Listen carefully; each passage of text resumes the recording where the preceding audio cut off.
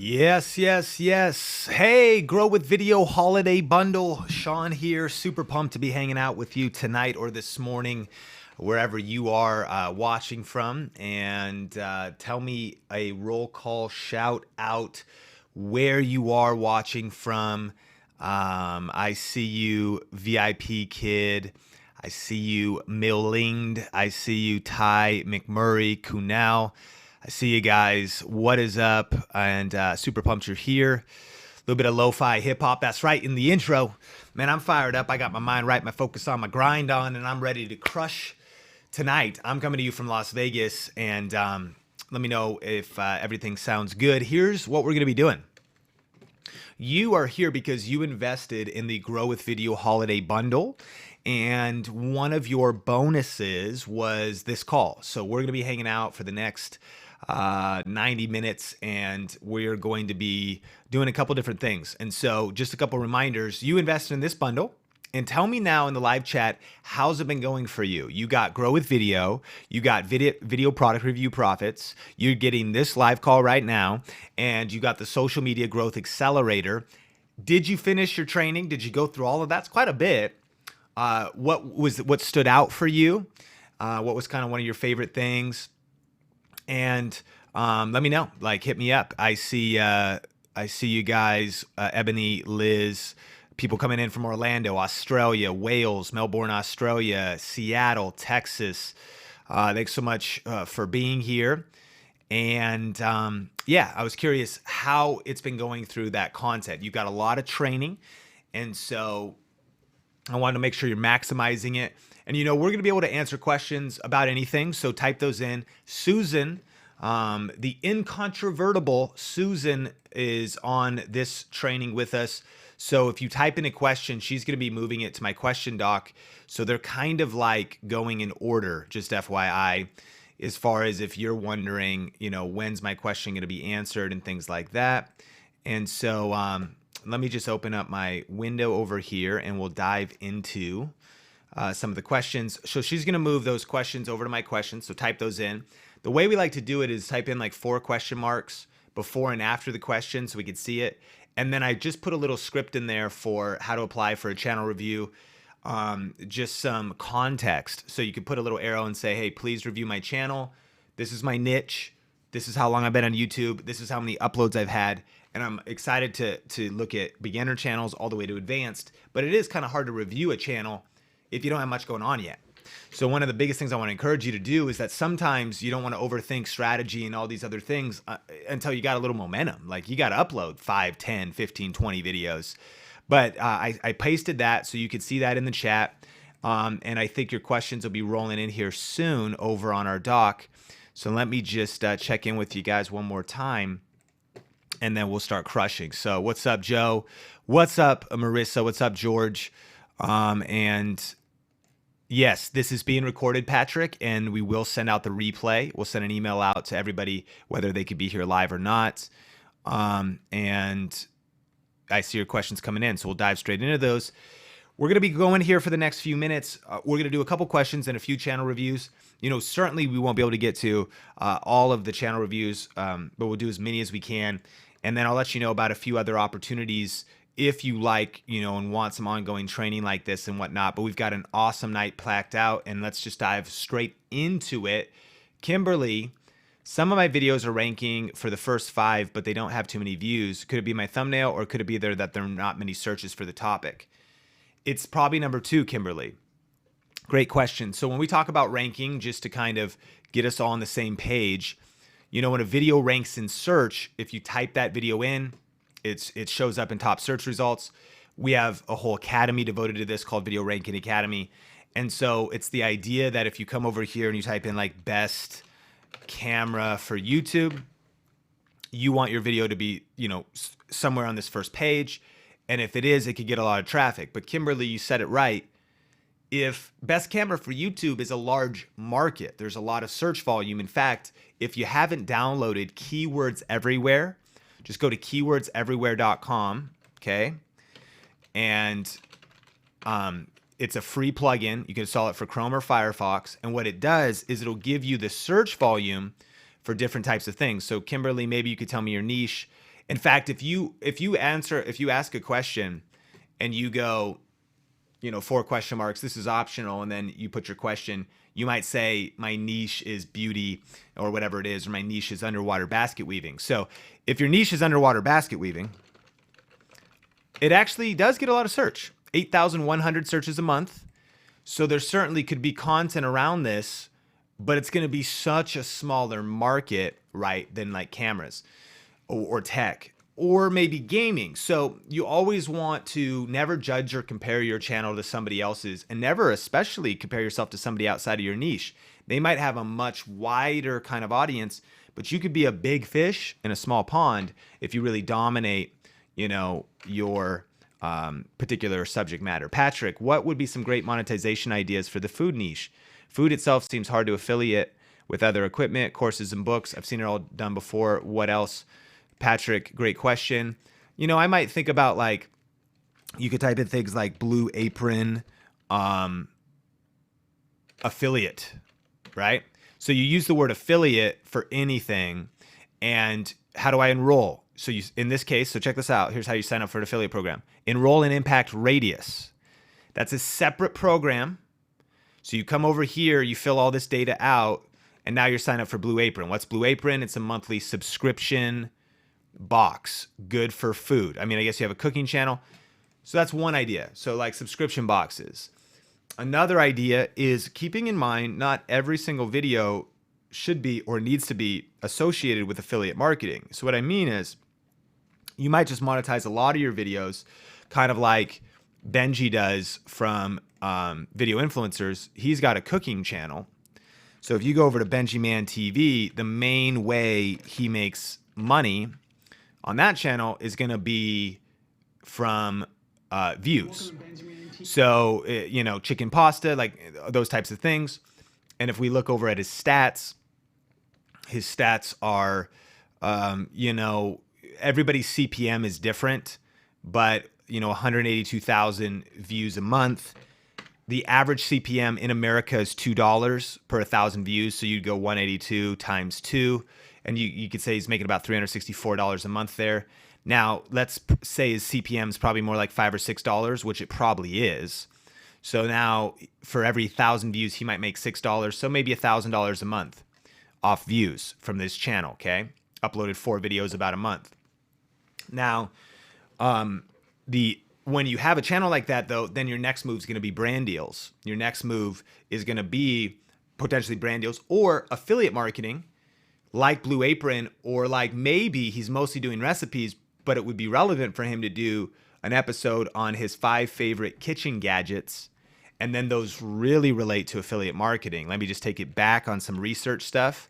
You could go like best kitchen gadgets. That's 5,400 searches a month. Now, and here's a specific idea for you, if you can maybe whatever, but look at this. This is a 2-year-old video. This video, if it doesn't have some affiliate links, this video should be making some bank. Yeah, so these are affiliate links, right? So you can see that this is up here. See, it says link code up here, and their link code is somewhere in there. So they are linking to a very smart video about 10 kitchen gadgets under $20. No matter what niche you're in, friends, that's some good strategy right there. And again, you don't want your audience to feel like every single video is like it's a sell, because it's not. A lot of valuable videos, but every once in a while, it's the tech you use. It's the gadgets you use. You have an art channel. You mostly do painting. You mostly do the actual art, but eventually you do an art supplies video, and those videos lend themselves to affiliate marketing through Amazon or maybe other related products. And the final thing I'd say is there are like these days, my friend Flavor God, maybe what spices do you use? I think that's what it's called. Healthy, fresh seasonings. If you get these spices, you do a couple recipes with them, maybe reach out to them for a brand deal, maybe reach out to them for some free stuff.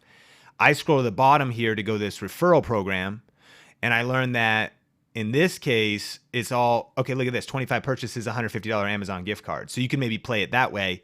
You get 25 conversions off of a YouTube video. They're sending you a $150 gift card. Maybe you can work out some other deal with them. There you go. Hope that helps. All right. Always believe what are some big obstacles and challenges for YouTube creators in 2019 that you're concerned about? For example, Article 13 affecting copyright. Yeah, I mean, Article 13 is a relevant one if you're in the UK. If you don't know what that is, research that. But on the flip side, I'm empathetic because I think it's BS. I think that Article 13 is too constricting and too controlling.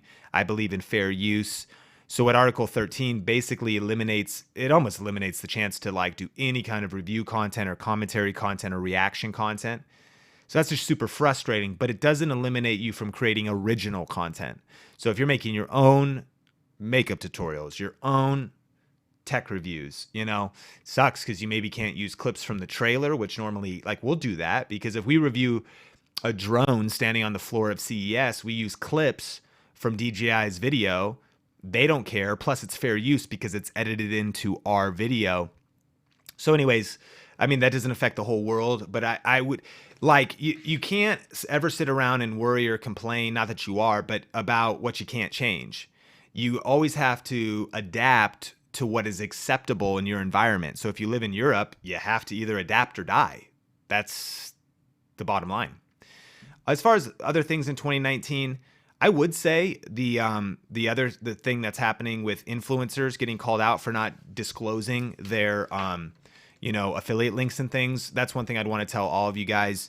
I'm just trying to take it to another level. I've always had a disclaimer in my description about affiliate links, but now I'm just trying to step it up a little bit because I want to get ahead of compliance with the FTC. And so I'm doing things like, besides the disclaimer that's lower in the video, I'm putting like a little parenthesis guy that says affiliate link. So these are some compliance things. I just think that you want to always future-proof and protect yourself from any kind of vulnerability. I don't want to scare anybody because whenever I think about affiliate marketing, I think about like Casey Neistat, who is 10 million subscribers, in the limelight, massive attention on him. It might be hard to find one of the videos, but let's just see if we can find an affiliate link in one of his descriptions. So like, look, okay, so he says it now. So this is actually a good disclaimer. He used to not say it. So I think everyone's stepping it up. Above links, above our affiliate links. So if you click and buy, I get a small commission. This video is not sponsored by DJI or GoPro. That is a really well written because it's important to let people know the video is not sponsored. You're just talking about the products, but they're affiliate links. So if you click them, you'll get a small commission. The other guy I looked at was MKBHD. And sometimes he'll throw affiliate links down and not disclose. And I'm not saying that's good. I'm saying, see this like tech I use right now, that's actually an affiliate link. Now it's over to his influencer shop and it says MKB earns money from this storefront. So, does that make sense? Compliance. Then the other stuff I would say as far as 2019 challenges are stuff you're feeling. I mean, rising competition, algorithm changes, but all you can do is your best. And that's what the point of Grow with Video and the point of our training is, and even Q&As like this, is so that you can level up.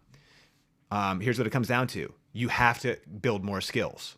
You have to work on your skills. My skills today are not the same as they were 5 years ago. I've been intentionally investing in getting better on camera, learning how to use cameras, how to edit better, how to do stuff better. And you got to invest in strategy. Tactics alone won't win the battle. You have to have a strategy, a content plan. And you've got the Grow with Video Holiday Bundle. So I hope you've been putting together your strategy based on Grow with Video and some of the other training. Perlin, any tips for making the editing process less painful? Perlin, my biggest recommendation for that is don't get too fancy too soon. So when we started Video Influencers, my background is editing. So keep this in mind. I have it as kind of a strength. I've been editing since 2003. But when we started Video Influencers, even though I knew I could do fancy stuff and I could do B-roll and I could get crazy and I could do all this stuff, I was like, how do we make this super simple? And for about a year, I was editing all of these videos, stuff like this. Like this is just a little Skype call. I added some text on it. But we kept it simple early on, simpler than it should have been, and the videos evolved in complexity over time. Because the reason you want to make your editing workflow simple is so that it's sustainable, so that you can be consistent. Then if you get momentum, that might produce money, that might produce the ability to work full time so you have more time to focus on editing or, other things. So just don't get too fancy too soon. As a video creator for such a long time, I've learned too that if I overshot an event, if I overshot a wedding, if I shot too much, I'd get home and I would feel overwhelmed. So like streamlining your process down to say, this might not be my 10-10 effort, but at least it's an 8 out of 10 and it's sustainable and I can show up every week. And then my other tip is just keep doing it because you get faster. Everything is really painful and really frustrating and real brutal when you first start, but you do it once a week, every week, for 52 weeks and then for 3 years. And all of a sudden, like you could do it in autopilot while you're doing other things. Swedish investor, what's your opinion on monetization versus growth of a channel? There seems to be a trade-off. I mean, I don't think there has to be a trade-off, but I think I see what you mean. I do think it is a mistake to focus too heavily on monetization in the beginning because you want to dig your well before you're thirsty, but you don't necessarily want to drink from your well on day one. So I suggest everybody that does YouTube never does YouTube out of desperation. I started Think Media while I was waiting tables at Red Robin. I paid the bills by waiting tables at Red Robin. Therefore, I did not need my YouTube channels to technically pay me. Then I started a media business called Clear Vision Media. That paid my bills. And on YouTube, I started making $10 a month or $30 a month or $50 a month on affiliate marketing, but I never wanted to be motivated out of desperation or the need for money. I wanted to be paying my bills with other projects while I'm building my side hustle, so it kept me kind of pure and kept me focused. I think trying to get people to click affiliate links when you're just starting or even focusing heavily on monetization is just short-term thinking. So, but if you build an audience and you build a little channel, even, and what I mean by little, there's an article that I want you all to read as homework, and it's called 1,000 True Fans. And it's really encouraging because it's the math on it's this article. It's a really good read. And it talks about just really niching down, having a specific audience. It's like a mini book. So, I mean, to take you like 10 minutes or something.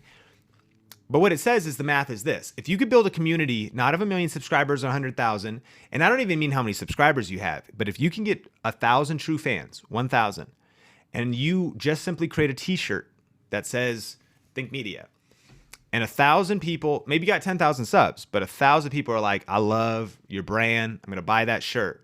You sell that shirt for $25.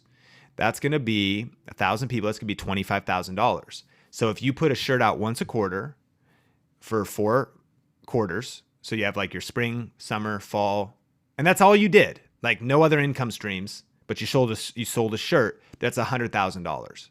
Now that's crazy too, because like a lot of us, it's like the average income here in the US is median income household is like 52,000.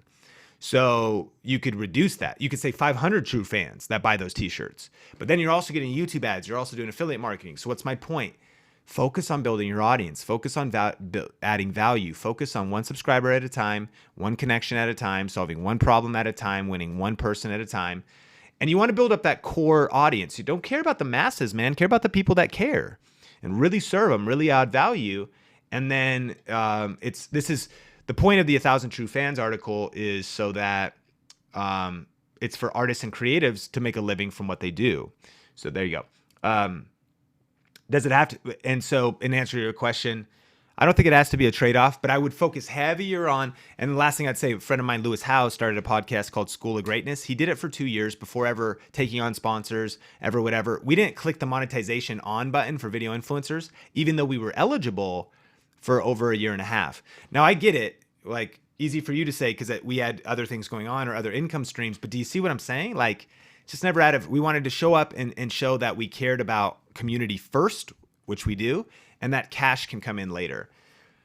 Kay Halani, I hope I said your name right. How do you start back up with a 2-month-old baby? How do I get things done when baby is top priority? Well, number one, I'm not going to assume for all the other moms watching and they start hearing like, what does this guy know? Because I can't speak to that directly, but what I can say is number one, give yourself grace because life is seasons. I understand there's urgency to like grow on YouTube, but like you got a newborn, man. I mean, you got to like focus on what you got to focus on. You may have very minimal time, but number two, Level up your focused discipline. Here's what I want you to do. Pull out a piece of paper, Kay Halani right now. And everybody, this is great. This is good. I mean, you might as well follow along with every answer, by the way, because I'm going to try to make every answer apply to all of us here in this Grow with Video stream. And write down how much hours you really have a week to work on your YouTube channel. Like, I want you to really think about this. Like, and don't get pie in the sky about it. Be realistic about it. Also, don't be like, I have no time. Well, you had time. You got time. So what I mean is you're like, okay, I know my commute is this, and I know I got school, and I know that when I come home, like if somebody else that takes care of the baby, like I know they're not going to be around. So I know that I only actually have 2 hours, and that 2 hours is going to be from 9 p.m. to 11 p.m. on Mondays. And then on Saturdays, if I talk to my family and I have them, like my mom's going to babysit the kid, I could get a 5-hour block on Saturdays. And then on Thursday mornings, there's this thing going on. So I know I have a 2 hour, like you need to block that time, identify, because if it doesn't exist, it doesn't exist. It probably does. So identify that on your calendar and then actually block the time. Use some sort of tool like Google Calendar. It's free. That's where I do all my scheduling. And so when something is scheduled on there, and in Grow with Video, you probably watch Heather's session on productivity. What gets scheduled gets done. So look, like tomorrow from 9 to 1 is a blocked shoot day or shoot session. So like that's happening. So how are the videos going to get done? It's because it's going to happen from at 9 a.m. tomorrow, because it's on my calendar. You got to do that for yourself and maximize those times. And then if you've got 5 hours a week that you can identify, then you need to guard that 5 hours. Don't let procrastination be a part of that 5 hours, or we all procrastinate a little bit, but don't let distractions, don't give up your precious time, and get that one video done a week, or get that batch of 4 videos shot 1 week. But then for the next couple weeks, that 5 hours is devoted to editing, thumbnails, optimizing, and uploading. And then you do that for 3 weeks. And then when you've built some momentum because of batching, then what you're going to do is shoot another batch of 4 videos. And you can make this sustainable, but you got to get really smart and really efficient. And I am very empathetic because I don't have a 2-month-old newborn baby. So really do your best and give yourself grace. Simple skiing. Is there a recommended subscriber base before you recommend starting to search for affiliations? Yeah, I think about 500 subscribers. But more important than subscribers, I would say, is views. You want to have momentum. And lately on Amazon, if you apply, a lot of times they actually will approve you almost instantly, but you have to make sales within, I think, 30 days or 45 days. So here's a plan. Write this down, Grow with Video. Here's a plan for what I would do. I would first focus on content, audience, subscribers, momentum. I would then get my channel to 500 subscribers. I would want to be getting 50 to 100 plus views per video, and consistently. Then what I would do is I would shoot some videos. I would actually have videos that are ready to go related to affiliate marketing, like Amazon products. And if I was doing a video a week, I would have, in my next 4, I would have 2 that are like, let's use the cooking example. I got a recipe next week, and then the week after I would do kitchen gadgets, and then I might do another recipe, and then the week after that, I am going to do my favorite pots and pans, or whatever. Got it? And then, or some spices, or 5 cool Amazon things for cooks or something like that. And I would get those videos shot. Then I would apply and get approved. And then I would just hustle to get those links clicked and get some sales so that my account stays approved and I'm grandfathered in. So you kind of want to have like a smart strategy. And when you also apply for affiliate, and by the way, I think you guys have been going through a video product review profits.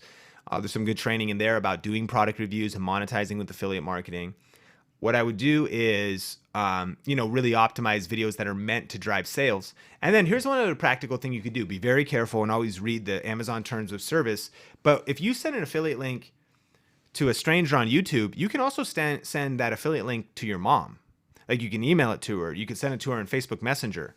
Like, Mom, you're going to buy stuff anyways. Why don't you buy it through my affiliate link? Oh, that's right. I'm sorry, honey. Like, Mom, you better freaking click on my link. And you know what I mean? Like, and early on, when I was just starting this stuff, I was hustling. I was like, yo, you shop on Amazon, Spencer, my friend. Like, dude, he's like, yeah, I'm going to pick up some new stuff. Dude, you better pick up click on my affiliate link first. And I mean, that's no different than saying, hey, YouTube, there's a new camera, link in the description below.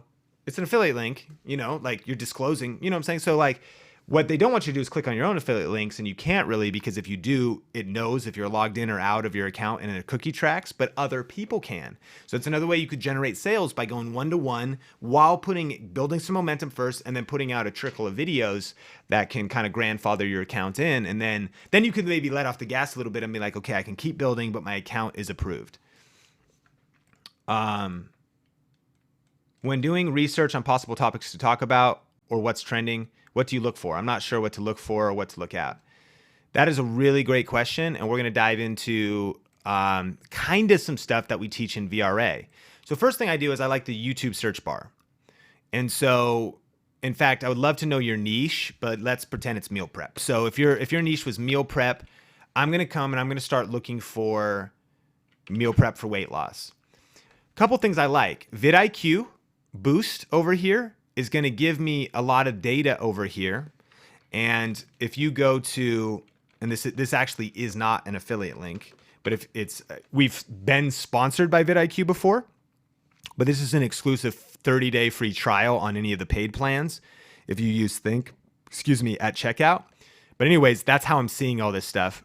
So over here, it tells me a couple keywords I should focus on.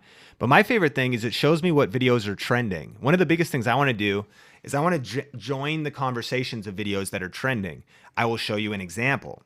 Right now, in very weird serendipity of timing, I released a video today on the SwitchPod. The SwitchPod is this little tripod here. And the reason I covered it is because Pat Flynn and I are friends. I shot this back at VidSummit, and I was like, yeah, bro, of course. I love your new tripod thing that you're developing with Caleb Wojcik, and I would love to, of course, shoot a video with you. Well, Peter McKinnon, among others, released all their videos at the same time because Pat Flynn is brilliant and he's got good relationships and it's a great product. But the other thing that's happening with this video is it's trending, especially because Peter McKinnon released a video about it as well. So I did some math. If you go into the YouTube Studio Beta, and a lot of videos are coming from suggested, a lot of views are coming from suggested videos because things are trending over here. So what you can do is you could look at, Levi Allen's video is getting 74.2 views per hour. That's the velocity of it. You want to create similar content to that, right? And so I was doing a coaching call one-on-one with somebody earlier today who's kind of in the same niche as Thomas Frank, who's like a college info geek, career advice. And vidIQ also gives you this little tab. And you could do this without vidIQ. You just are curious, hey, which one of their videos are like trending? What's really hot? Because it proves that people care. So if you click on this trending tab, though, it shows you all the videos. This is added by vidIQ. It shows you all the videos on his channel that are getting like 80 views an hour, 90 views an hour, 120 views an hour. So here's the breakdown. What are other channels in your niche? What are other competitors in your niche? Which one of their topics, the kinds of topics they're covering, are getting views or getting traction? People are interested in it. That way, you're not like making things up. Things are hot. Things are interested. People are interested in it. So then you're like, well, I kind of also talk about time management. So let me do a video on Elon Musk, and Fame Jack, by the way, because that's writing off Elon Musk's influence, not Thomas's. And then it's also productivity tips around that video. So you could do that for anything. I mean, we were looking at this earlier today, scrapbooking. And over here, even in a niche that is a little bit smaller, you could see, okay, what are the trending scrapbooking videos? Okay, Dollar Tree stuff. Okay, come shop with me. And then you might even think, I'm not talking about copying the person. I'm talking about getting the idea and then making your own original take on it, but using maybe some of the same keywords and titles and things like that. So that's kind of how I do research. And then I mentioned that keywords everywhere tool. So I might be thinking right now, like if I wanted to do some new YouTube tips videos, you type in YouTube tips, and then you start seeing like for beginners. You could do another space for beginners in gaming, and those predictions, right? And these search terms, along with using going down the rabbit hole. And this is a good example. So then here's ranking. So that's why you always want to research before you press record. That way you can make smart video ideas, smart video decisions, and that'll be valuable for you. But hey, let me check in with you guys again. I just want to see if the stream is still working good, if you can hear me loud and clear, and I think you should be able to. Cool. All right, next question. Do you have any training or content on how to upgrade the content we present, filming, and information value? So Primal Career, I do, and let me tell you a few things. We do a training called Content Power-Ups, and I'll tell you a few of those. I'm just gonna check with Susan, see, is it now? Can you guys hear me all good, or is it cutting in and out, the stream at all?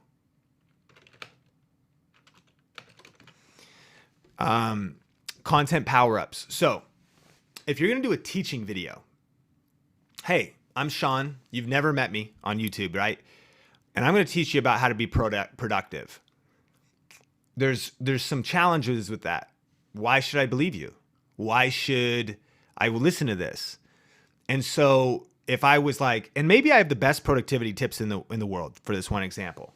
I'm going to share 3 productivity tips with you. Here's some power-ups. If number 1, I build my own authority. So this is how you make your video stronger.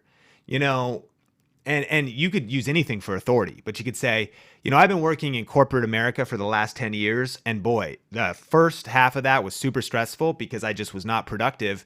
But then I started to study productivity, and I've invested over 1,000 hours in research. So that's why on this channel, I'm going to share everything I've learned. 1,000 hours in research. Okay, so that builds your authority. That's a content power up. You could stack these in your video. Number 2, you could add quotes. So we might say, Benjamin Franklin says, if you fail to plan, you plan to fail. So then Benjamin Franklin, the famous politician, is more authority than I do. So the video got stronger because I added a quote. Another thing you could do is add stats. So then you say, look, it's proven that Forbes recently did a study. How do you find this stuff? Just Google it. So you could add some stats. That's going to make your content richer, stronger. That's why we call them content power-ups. So I was going to talk about some of this stuff later, but in answer to your question, where we do that training and where we do a lot of trainings like that is actually in something called Inner Circle. We have a monthly coaching program. It's at innercircle.live. And I'm not on this call to sell you something. I'm here to just add value and answer questions, but I do want to let you know about next steps with us if you want more training. And so that is a monthly. Innercircle.live will take you to this page and show you what you get. And right now, it's one training a month with channel reviews and coaching and things like that. See, Content Power-Ups is part of the vault. And that's one of the bonuses we have going on right now, because in the future, when people will join Inner Circle, you'll join and you'll just get these monthly trainings on social media, YouTube. It's bigger than just YouTube. It's a lot about like online business, how to make money, and all the information's at innercircle.live. And Susan will probably post that in the chat. But you can check it more out about it. But for a limited time, we're letting people have the vault. That means you get all the past trainings. And it's some crazy stuff, man. It's super deep, very tactical. Things like advanced YouTube live ranking strategies, online video trends and opportunity evaluator, hacking the YouTube algorithm, cracking, like you get all this stuff instantly. And then you also get monthly training in a private Facebook group and a few other things. That's just called Inner Circle. And that is an answer to your question about how to strengthen your content. It's one of the big focuses of Inner Circle. Primal Career. Do you have any training or content? Okay, I just answered that. And then, by the way, you said Primal Career. That was the information value. Quotes, build your authority, stats, because people are like, okay, you've done your research. And, scientific, because again, a lot of things are just opinions. So how do you strengthen your opinion? By building content around it. Visuals, props is a content power up. You might not even have fancy editing, but if I hold up a visual and I have like, hey, point number 1 on this cool yellow card like this, and then I hold up and hey, there's 2 things you need. You know what I mean? Like, look, this video just got a lot more because it's all colorful now. So props, can you hold something up? Can you teach in front of a whiteboard? Can you do the crafting with the props and better lighting or whatever it is? Those are all content power-ups. And then the filming value is just thinking, I wanted to challenge you to do this. Every time you upload a video, put it out there, done is better than perfect. But every next video you do, try to make it 1% better. Try to make the lighting a little bit better. Even if you don't have special lighting, like how could you use lights around the house? Try to make the video quality a little bit better by organizing and cleaning up your background. Try to make the audio a little bit better, 1% each time. Of course, the theory is after 100 videos, your videos will be 100% better. And also the theory is, I'm not good at math, so somebody that's like a genius would say, well, that's not even true. It'd be more than that because it's always stacking. It would be always compounding. It'd be 1% on the next 100%, and I just lost myself. I don't know where I am anymore. But you get what I'm saying. Small tweaks lead to giant peaks. So just always level up your production value a little bit, and then you'll look back a year later and be like, my gosh, things are a lot better. Aerobatics. How do you decide what content or how much content to give away for free in a YouTube video and what you keep reserved for something that they should pay for in a course? So this is a different answer for everybody because I've learned something that is an advantage in our industry. And I've learned this now by doing this for years. We've been doing digital courses for 4 years. One of the things I learned is that my topic is complex enough. And that's probably true for a lot of topics, but like there's so much to learn. Like having a inner circle, a place where you can ask questions and be with influencers, or having Grow with Video, or having these different things. There's so many different aspects that go into basically becoming a YouTuber, because you're ultimately like making movies independently. You know what I mean? Like, and you're marketing them independently, and you're figuring it all out. So I've learned that there's so much of a large volume of content that I can create free, and there's a lot of stuff that I also can create paid. What I also say is that for me, we give a lot of tech and video tutorials away free, but the strategy, which I believe is more important, because I think that information about how to edit, that's actually becoming very common, but getting real strategy that actually works that's proven is more uncommon. It's harder to find the right steps in the right order. And then that's the last thing I would say. A mentor of mine said an online course is all about the right steps in the right order, and people will pay for that because there's no question, everything's available for free on the internet. The problem is, what information can you trust? The problem is, where are you going to find it? And how do you know if this piece is right? And if you're if you're in a sequence of events and you get this free information, but these two pieces are wrong, well, then you're going to just have years of frustration, delays, wandering. So what people want to pay for in a digital course is tell me the right things to do in the right order. So a lot of times what I'll do on Think Media Video Influencers, I'm not withholding information. I'm sharing just about frosting, just about the cake itself, just about the sprinkles, but it's a little here, it's a little there, and you take something like our program Video Ranking Academy, and it's start to finish, A to Z. There's 7 R's, there's a whole framework, and it holds your hand through the whole thing. One of the best advice, and I want to encourage you in this community to create digital products, whether that's, here's a cool homework, is you could go to some place like Udemy just to explore what exists in your niche. For example, Heather on our team has a homeschool channel. So I was like, Heather, why don't you create a little homeschool course and go look at your competition? So check this out. The ranking course here, the homeschool master's course, is $60, and you could click play, and then you could see like what's the video quality. You could even see what is the curriculum, and so you could look at this, it's highest rated. So 58 students have bought this, right? So it's just it's a course you could create out there. Now, what happens is especially someone who's starting something new, you might not even believe this is true. Your neighbors might not buy digital courses, but there's so many people that like you, because you've invested in this. What do they want? I want all the information in the right place. I want it start to finish. I want it with no ads, no distractions, no sponsorships. I want it streamlined. And what I told Heather, and this is true for you, I was like, look, you don't need to make the master's homeschool course. You're 5 years into this thing. You've been homeschooling your kids for years. You should make a beginner's jumpstart course that you could probably make up in 2 hours. If you had 1 to 2 hours to sit down at coffee with a new homeschool mom, what would you tell them? What would you warn them about? What would you encourage them to do? What would your step-by-step process for getting started? What are the 3 things that got you stuck when you started? and put that into a course. And she's like, I could just do that like off the top of my head. If you talk about me helping back at where people are starting, you could do the same thing. And the question is, some people will never pay $1 for a digital course, and they'll scour the internet, wasting their time, honestly, because you could just wander around. You might stumble on some good stuff. You might find a lot of bad stuff. And so digital courses are a shortcut. They're not overnight. They don't promise overnight success. They just give you the right steps in the right order. Why would you ever try to navigate a jungle without a map? And most people on the internet are just lost in a jungle trying to figure it out. And if you create a digital course, you just want to create a map for somebody that brings them from point A to point Z in a easy to follow, easy to understand way. And so there's a few tips about what information to give away free and what to keep for a paid course. And every niche is a little different. The Swedish investor, when creating evergreen content, focusing on ranking videos for keywords that persist through time, how do you weight competition versus keyword popularity? That's a great, so there's a couple different ways to weight competition. One, you've got tools like TubeBuddy and vidIQ that actually give you the weight. And so here's what it would be. YouTube tips for beginners. It gives you a score. The higher the number, the better.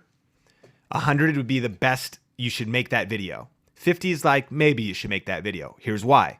There's a lot of search volume, so it's high, that's good. But there's also a lot of competition, so that brings the score down. Follow me? So if we look at YouTube tips and tricks, titling your video for evergreen or something, a lot of search, a little less competition, so that might be how I should title my video, right? And so if I, using homeschool, if I go homeschool versus public school, I might then look over here. Here's Heather's ranked video, 2 years old, 86,000 views, super cool. She's followed Video Ranking Academy to the T. Not very much search, but actually a lot of competition based on vidIQ. So there's two ways I do it. I use the vidIQ way, and then I also use, and let me do this. Hit me up with your guys' niches really quick. Just anybody, throw a niche out to me, a niche in your description, in the chat here. Let me know what one of your niches is, and then we're going to transition to some channel reviews, and then we'll come back for some more questions. Let me see if I got some channel reviews lined up. And I just want a niche so I can actually workshop some of your stuff.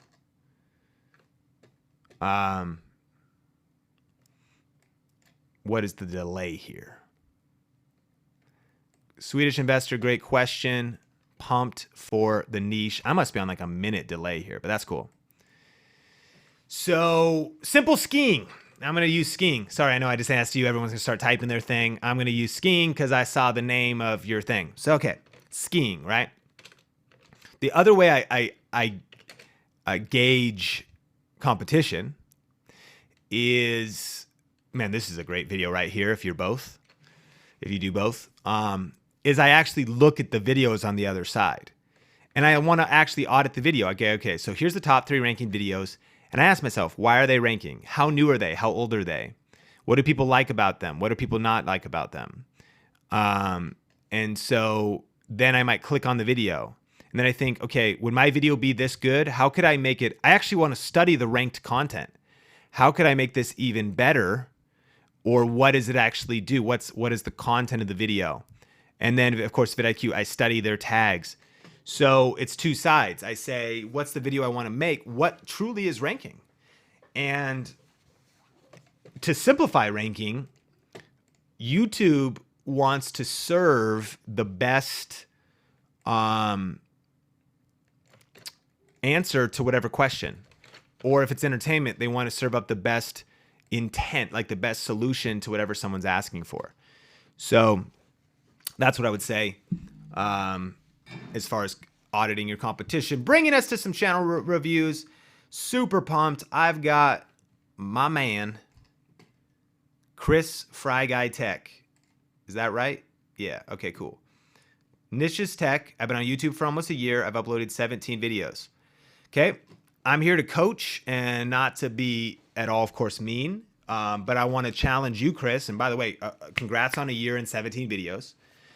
I'm empathetic. I had a full-time job, a lot of things on Think Media, so I uploaded whenever I could. Some years I did 5 videos, some years I did 15 early in the game. But I want to just challenge you. A video a week. I'm going to challenge you grow with video. 2019, 1 video a week. Sean, I don't know how I'm going to do it. Batch production, hustle.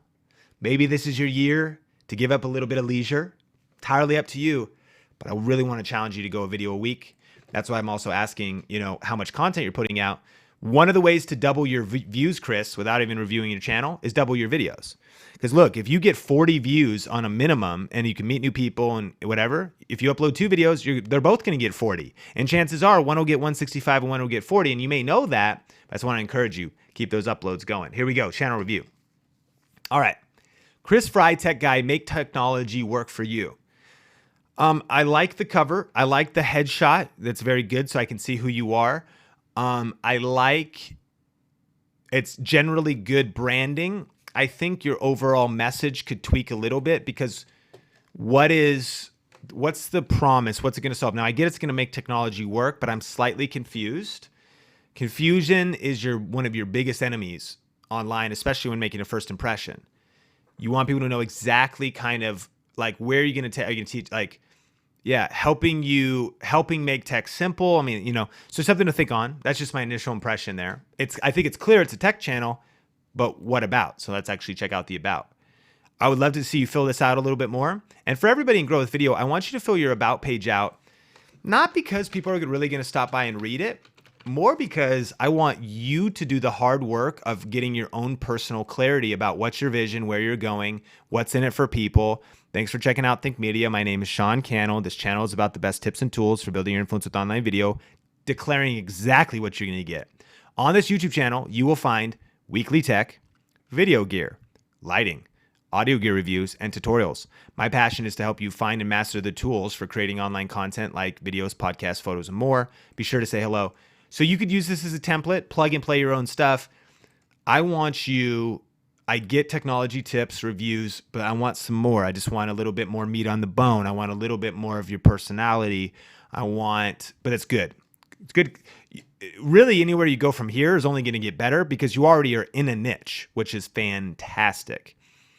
Next up, I don't know if you have more social media or you want to grow an email list or you want to do something else, but having a link, like for me, obviously, it's like our master classes, our trainings, but it could be your website and what other social media is relevant for you.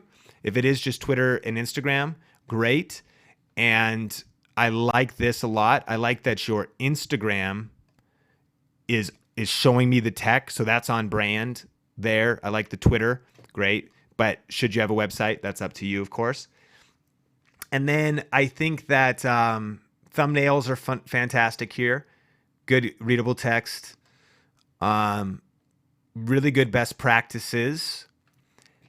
And probably the biggest thing I would say is look to try to jump on trends. And you may know that, and it's kind of an art form, right? But like if you can jump on trends, sometimes too, like I like to say for tech, try to get to industry events. And here's a cool thing. You go, well, I don't have the money or the time to go to an industry event. Friend of mine, Atola Visuals, covered CES recently, 2 weeks ago. She went through all the tech, but she wasn't even there. She was just like, yo, I just did the research and here's the top tech you should know about from CES. That's a content format for you, Chris. Boom, just shot from the office, but really performing well. You don't actually have to go. There's ways to ride events, ride new product releases, jump into a commentary. Check this out, Grow with Video. Canon M mirrorless. Back before the Canon M50 dropped, Canon rumors leaked some information about it. So I just jumped on a live stream and I created this video right here where I was like, look, there's a new Canon mirrorless camera with 4K, Canon rumors 2018. And I just screen shared, like I'm doing with you now, some blog posts, talked about it only for 10 minutes, 20 seconds. And it kind of blew up. I mean, Think Media rarely gets, on the average video, doesn't get 41,000 views. And that's a 10-minute live stream where I share the screen of some blog posts on some information that I did not find myself. I just jumped in the conversation. And the reason I'm saying this to you is because I want you to identify the trends and the topics and the conversations, Chris, you need to be talking about, but growth video community here that you should be talking about in your niche. And you don't actually have to necessarily travel to crush it with that. But Chris, your channel looks great, and keep it up. All right, next up, we're going 2-minute classroom. The 2-minute classroom, here we go. 2-minute classroom, new videos every week. I kind of get it. I'm a clarity guy, man. But I don't get it immediately. New videos every week about what? Okay, it is a classroom. So I think I'm just kind of assuming general education. So you definitely have a level of clarity. So I'm going to go here. I'm here to help you find the answers you need in less time so that you can spend more time pursuing your passions. Answers about what? I cover mostly science and math. Okay, cool. Splattering other topics. I know a lot of students find these typical students. So if your target audience is students, that is making sense. And you want, I think like helping students, helping make math and science fun, helping students. This goes back to growth video, the actual modules, the training, good branding. I mean, good, like great stuff. And clearly it's working. I think people are subscribing and maybe the videos themselves. But I just feel like if the word science and math were up here, that would have tied it in for me. You know what I mean? 2-minute classroom, like science and math. And then it doesn't mean you can't deviate from those, but you already told me that. Like you said, that's the main thing. I also want to encourage you, build this out more. Your about page. And again, this is why I want you to sit down, grow this video, look at the Think Media about page, and then just think about your own. And what you're doing is like, it's kind of like a business plan, but it could take you 10 minutes or maybe it takes you a half hour to write down your promise, the exact videos you're going to deliver, the style of videos. Make sure to include your why. Say, my passion is, like, I'm passionate about, or the reason I'm doing this channel is because I believe we can have, live better lives by understanding science. The reason, my passion for doing this channel is that we could live better, because there's a good book, Start With Why. People don't, it's not just what you do. What do you do? Science and math kind of education videos. How do you do it? Well, you do it differently than other people. So that is a difference point. But why do you do it? People will really connect with that. And you want all three to be dialed in. What is it you do? How is it you do it? Well, I do Think Media tech reviews different than somebody else does. Cool. Why do you do it? Well, that's what also starts to light people up and attract people to your community. Why do you do it? Well, why? Because YouTube changed my life. And I learned that when I was going through the hardest season ever with my wife's health falling, getting a chronic illness and losing our homes and being broke, 2009, the housing crash, and not knowing what I'm going to do in my future and what I'm going to do to provide for my family, I began to pursue YouTube, and affiliate marketing was able to build enough side income to help pay medical bills and challenges, and then eventually a part-time and full-time income because of this amazing thing called the internet, YouTube, and affiliate marketing. And that was originally what I did. And now it's my vision is evolved to help 10,000 people create a full-time living doing what they love and making a difference with online video. So while I continue to do affiliate marketing and tech, now I do training and courses and coaching like this. Why do I do it? Because I believe that the American or the global education system is somewhat flawed, that universities are overpriced and under-delivering value, and that power is now in the hands of creators to write their own destiny and build things that matter for people who care. And so, I just shared a little bit of my why, but I want you to be, those are some sparks for you to be writing your why, your how you do it different. You do it in 2 minutes or less, I'm assuming. So that's really cool. Like you could say that. It might be obvious, but it wasn't even written there. And then I think, yeah, you have a live stream here that's a little bit longer. That's great too. Love the thumbnails. Love the overall brand that you got working here. I really feel like you're on the right track. Here's a great thing, growth video. I'm using vidIQ. I'm using the trending tab. On Chris's video, there wasn't any videos channel. There wasn't any videos that were sucked up into the velocity. But over here at 2 Minute Classroom, we got a couple videos that got velocity. This is like the holy grail, man. 2 years old and this video still gets 13.8 views an hour. So I then wonder, can you make another follow-up video to this so you could get into your own suggested videos? So I want to see your videos over in your own suggested videos. And that's kind of Video Ranking Academy's type stuff, optimization, tagging, but also similar topic. Because one of your greatest sources of traffic, even to your own content, is when someone loves this and then clicks over here and continues watching more stuff. So identify your winners and do similar. And another tip for that, a way you can do that relatively easy, is you can go to your YouTube Studio, the old one, or you can go to your Studio Beta, and you could look at velocity. What you want to look at is real-time views. Which videos are getting traffic right now? So I'm in YouTube Studio Beta. I'm going to go down to my top videos, and I can see that affiliate marketing, make money on YouTube, 10 reasons to start YouTube, how to get your first 100 subscribers and best, these are my top videos, but look at this. I can click this, go even bigger. This is great if you've had videos out on your channel for a while. And I could say, okay, in the last 90 days, what have been my top performing videos and which ones should I update, make new ones of? And so 2-minute classroom, I think you've got a real opportunity there to create more winners and try to identify the topics. And then of course, look at some of the big science channels and cover some of the same things. That's like suggested video hacking that is important to do. I didn't mention this on Chris's channel, but playlists are a big deal. The same way you optimize a video, you kind of want to optimize a playlist. And so yours are looking pretty good. I like them. How to find the slope, macromolecule simplified. I like them, but yeah, leverage playlists. And that's a great channel. You're on, keep it going, 7,700 subscribers, keep hustling. What you're doing is working, do more of it. We'll do one more channel review, then we'll go back to Q&A, and then we'll go back to channel reviews. I love to paint. By the way, too, we're doing these in order that they came in. Susan's grabbing them. We're going to see how far we can get. I love to paint. Okay. Couple things I love. I love the headshot of the avatar here. I like the creative. There's something about, and this might be something you want to put on your checklist, Grow with Video, is updating your headshot for social media. What I like here is there's good light in her eyes. The pencil's really creative, speaks to art. The smile's there. There's the emotion. It's really warm. It's very inviting. What I love about the cover is kind of what I've said about the last two.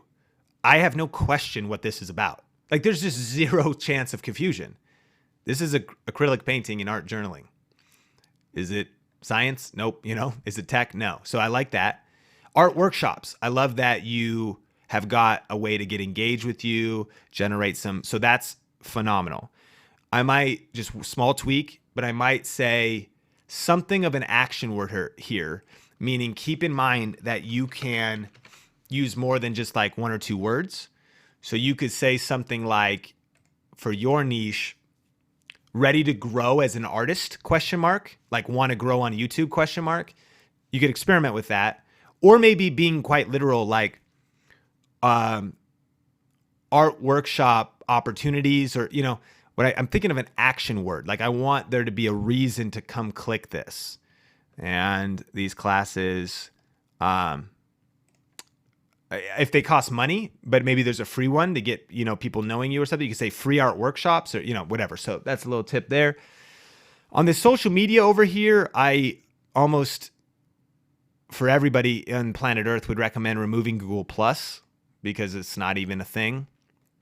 So the way you do that is rearranging your links and only put the relevant links up here. Is this linked to your YouTube channel?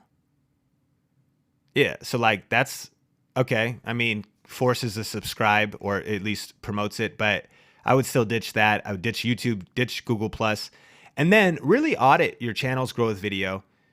Do you use Facebook? Because if you do, then link to it. It looks like you do. That's great. Are you active on Twitter? And if you're not, then pull that stuff off of your social media. Only, try to keep it relevant for the promise here. So you got like other stuff on here, kind of hard to find, just something to clean up, not a huge deal. I love that you've used emojis in here. That's a great way to color up, the about page. Put a little creativity, put a little personality. So Grow with Video, as you're building out your about pages, think about using emojis if that's on brand for you. I love that you got a little influencer page of affiliate store going here. Hard to get there from the about page, but I hope you include that in your descriptions. You probably do. Here's a great promise growth video. When are new videos? New video every Tuesday. Check my playlist of how to. So then education about where to go. So I'm going to go to playlist now. Love what you're doing here. Great art supply haul videos. Day of the Dead art. How to paint easy sunflowers. This is one of my favorite playlist titles because it's a promise. It's free. There's some energy there. Love it. That's really strong. And let's check out some videos here. Good thumbnails. Good brand. Like that you kind of have your brand on the left side so people know it's you. If I click on this, you're hopefully showing up in your own suggested videos. By the way, vidIQ tells you that. It says right here, 0 out of 19. So that's creator suggested. How many of your own videos show up in your own suggested videos? And again, your goal there is to be in as many as possible. Now, that's a whole nother conversation.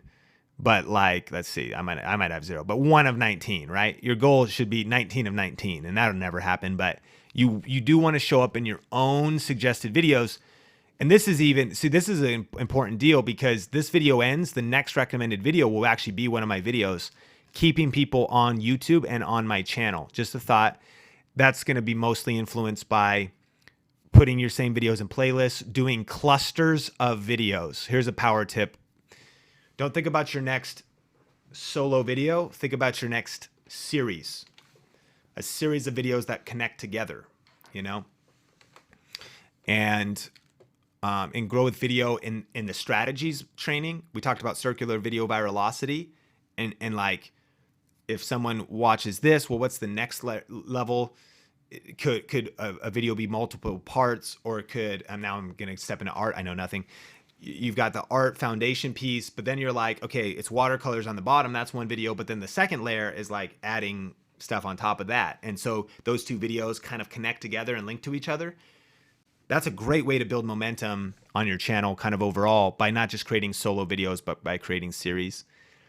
Beautiful channel. Keep it going. Look for ranked videos 2 days ago. That's why this has velocity. So I wouldn't count that as much because people are still watching it. Redo your winners. Go to videos. Go to your most popular. And everything I'm going through on channel reviews, because I know we won't get to all of them, do this for your own channel. Look at your winners. Go to most popular. Think if you could make some, you did this back then 5 years ago. Should you do a new one with new camera quality? And just a thought, and maybe it's easy because you're like, oh yeah, I haven't done that in a while. That I could slam that out. That'd be kind of cool. Whatever it is. And so love what you got going on here.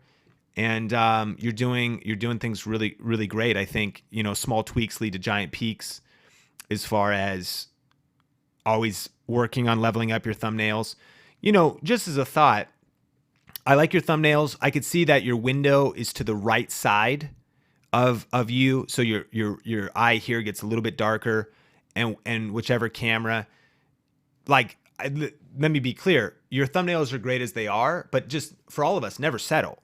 Always work on making them better over time. And so whether that's my thought here is that outdoor lighting, no matter what camera you have, certain lighting conditions could really make things pop. And sometimes that just means moving around, stepping outside, because your face doesn't pop, because I could definitely see how the light hits. I could tell the window is in front of you here. It lights your face up better. The lighting is dingier here. And no matter what camera you use, that could be just moving where you are, or time of day when you shoot photos, or stepping outside and shooting them. So just small tweaks like that. Best practices, always optimizing and leveling up your content. Booster Russian, back to Q&A. What's a good affiliate product idea for a language teaching channel? Definitely the books on Amazon. You know, I don't know if you could partner with like Rosetta Stone or something. So if we go Rosetta Stone, type in the word affiliate, type in the word associate, type in the word, partner with us. Everything has an affiliate program, man. It's crazy. And I don't know. You want to become a marketing linchpin of online sales? Earn commissions. It's a contact us thing. That's the name of the game, man. So I just typed in Rosetta Stone affiliate. So you got to know, like, one thing I'd encourage you, because when I started this, I felt the same way. I had a channel called Think International for years. And I was like, it was about church leadership, and it was in the faith space. And I was like, how do you monetize this? But then things came down the road. Programs that would help pastors preach better. And this program called Preaching Rocket. Programs to help churches build volunteers. And so once I discovered it, here's what's cool, is I was building the audience first, not sure how I was going to monetize. But then later I discovered ways to monetize, and I built an email list. So then I was like, man, this is a perfect product for an audience that I've built. And so now I can connect that bridge, because it's like I've built that audience. Even though I don't know this exact second how I'm going to monetize, always build the audience. You know, we talk about, it says it on the wall here, you could barely see it, but it says influence, income, and impact. It's the vision statement for video influencers. I know you can barely see it. Influence, income, and impact. Influence comes first, because you can't make money if you don't get views. And I believe you can't make a difference in somebody's life if they're not watching. And you also can't make a difference by donating money to a cause or doing things you care about if you're broke and you can't pay your own bills. So you got to build your influence first. That's why I want you focusing. Views, subscribers, audience, make your content better, get influence. And then what happens is income is made possible by that influence. And then I believe that impact is made possible by that influence as well. Again, you can't really impact somebody that you're not there to influence them. So it all starts about growing that audience first. And then, Rosetta Stone and books on different languages and things like that, other things you could do. And there'll be future stuff. I mean, I'm sure there's going to be a lot of language VR stuff, and you know what I mean? So you're positioning yourself now for the future by staying consistent and pumping out content. Brittany, I'm in the real estate and I want to make content for both new agents and home buyers. Should I have two separate channels? No. Here's the thing. Brittany, people are going to probably not subscribe to your channel and become raving fans that watch you weekly for 2 years. Here's why. They're going to watch you when they need to buy a home, but then once they buy a home, they might not want more real estate information for a long time. Fair? And if they want to sell their home, they're going to find you, and then they're going to sell their home. And then that's actually really cool, because then they're like, all right, well, now you're going to help me, Brittany, buy my home as well. But what I mean is that I think you just have to be okay with, and this is true for all kinds of different niches, with kind of a high turnover audience. The opportunity is, though, you can still rank videos, get views from non-subscribers, make money, sell your own houses. Somebody I really like, rank for local search terms. Phoenix, I don't know if he still ranks, but Arizona, seeing how Sean spells here. Phoenix, Arizona, real estate. Rappers. Yeah, that's cool. Phoenix, Arizona, real estate. So you got Steve Panette here. He doesn't have a massive channel, 1,000 subscribers, 2-year-old video, 13,723 views. And he's, and he's ranking. So this generates, it goes straight to call me, email me, and it generates business for him. And Steve's one of our Video Ranking Academy students.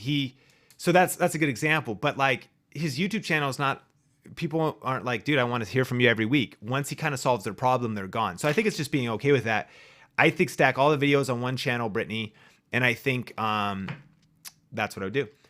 Now, we're at the top of the hour. We're going to keep grinding here. I think I might push it for another hour so we can do even more total. But I do want to just take a brief second to, again, let you know about next steps. Clearly, if you're like, okay, I've loved the Growth Video course, I've loved the Social Media Accelerator, keep going through that. If you haven't gone through it yet, please go through that first. But if you're here and you're like, okay, I love what you're talking about, I love some of the stuff you're doing, I would want to be on We have a couple private Facebook groups where this is like a preview of what happens with myself and others on my team. Like Heather, we have Inner Circle and Video Ranking Academy. And let me just tell you about both of them in 3 minutes or less.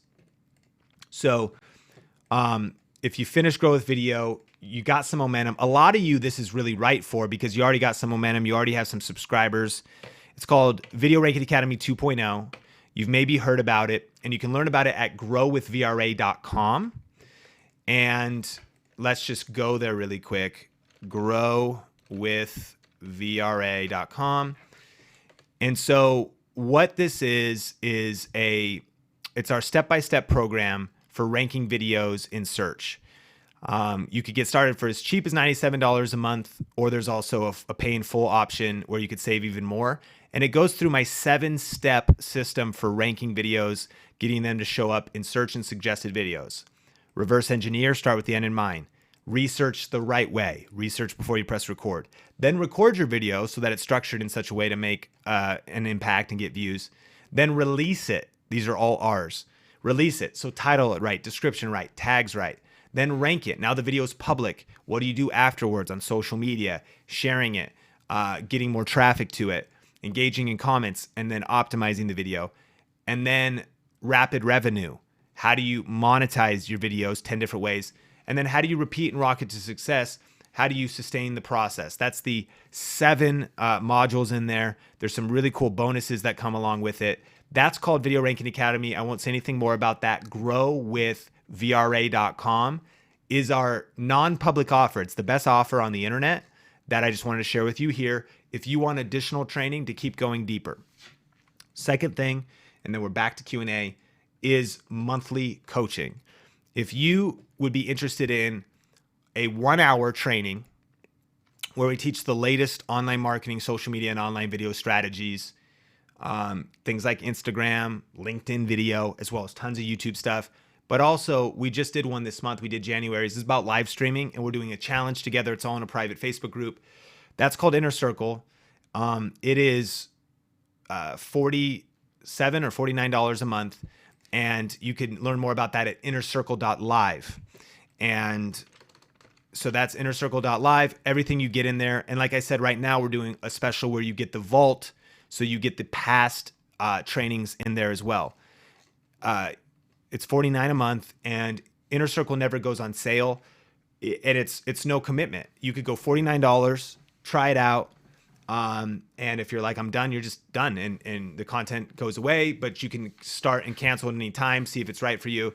Innercircle.live, every single month, 1 hour of a fresh training, and then we do 1 hour of Q&A and channel reviews every month. Every 2 weeks, we go in the Facebook group, we do more Q&A, and I, from the bottom of my heart, am not here to sell anything to you. I just want to serve you.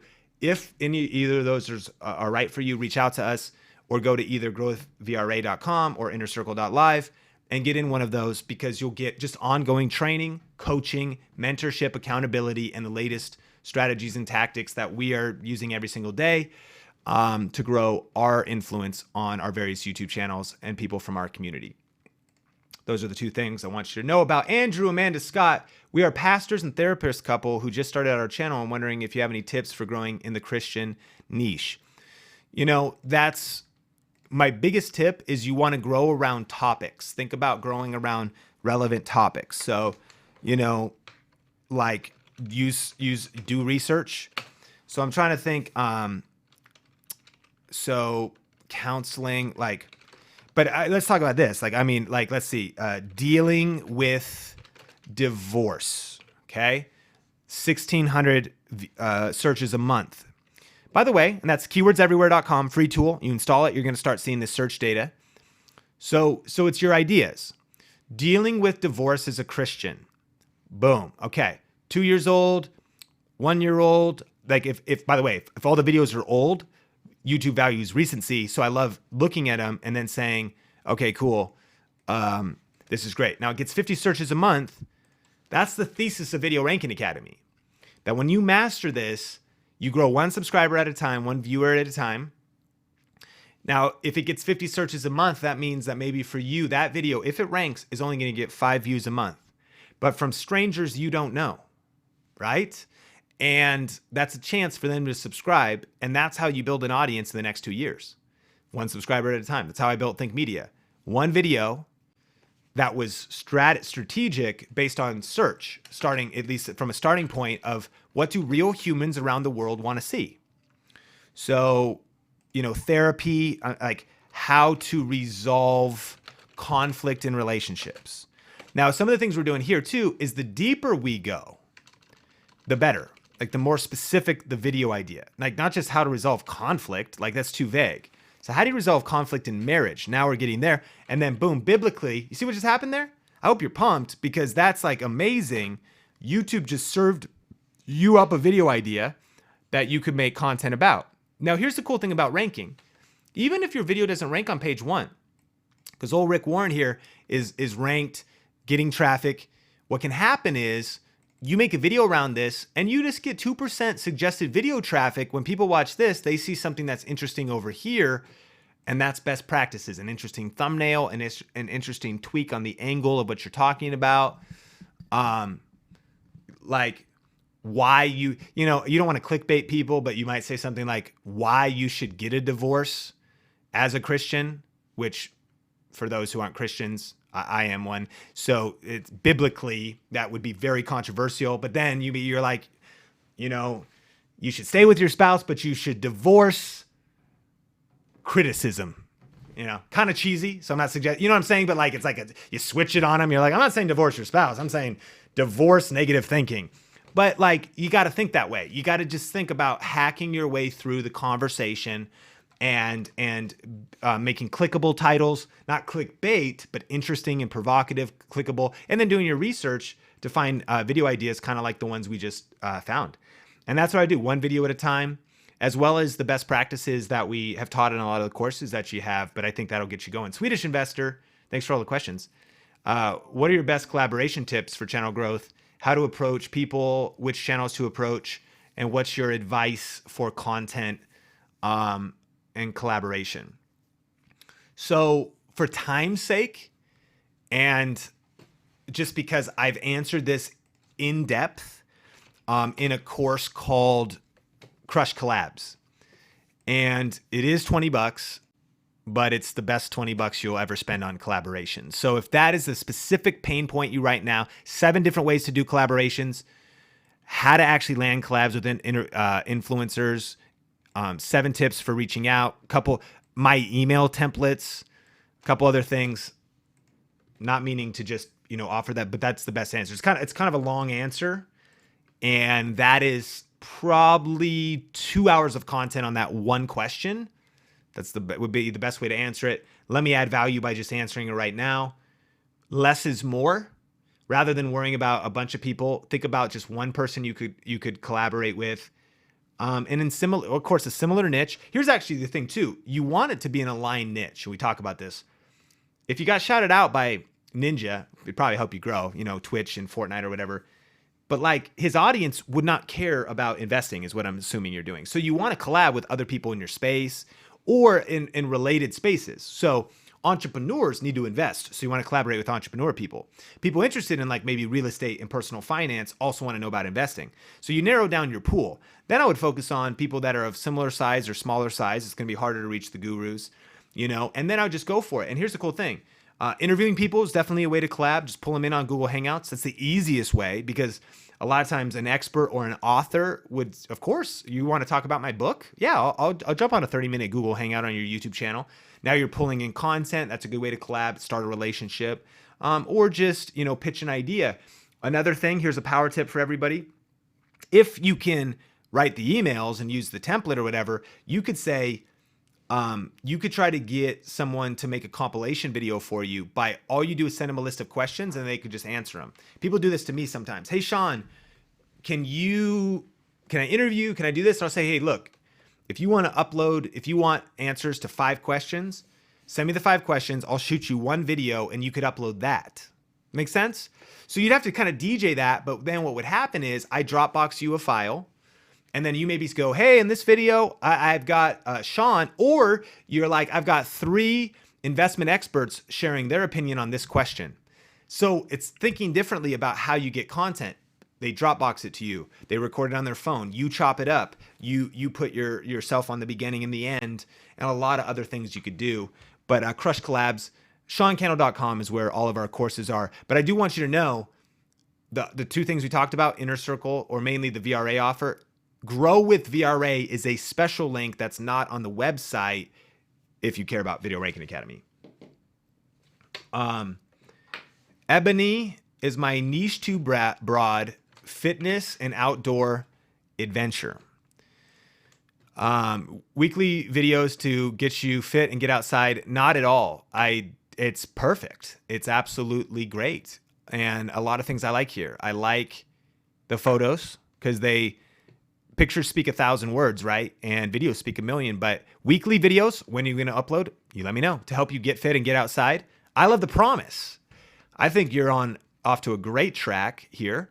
Do you have a website? Do you want to link up other social media here? I like this thumbnail because clearly you're outside now, or your avatar. I'm not in love with it because it's too small. You know, the more you zoom out, like, what is that? I mean, she's probably sitting there. Is that kind of like a rainbow? No, it's a 360 bode camera. So it's kind of like a circle.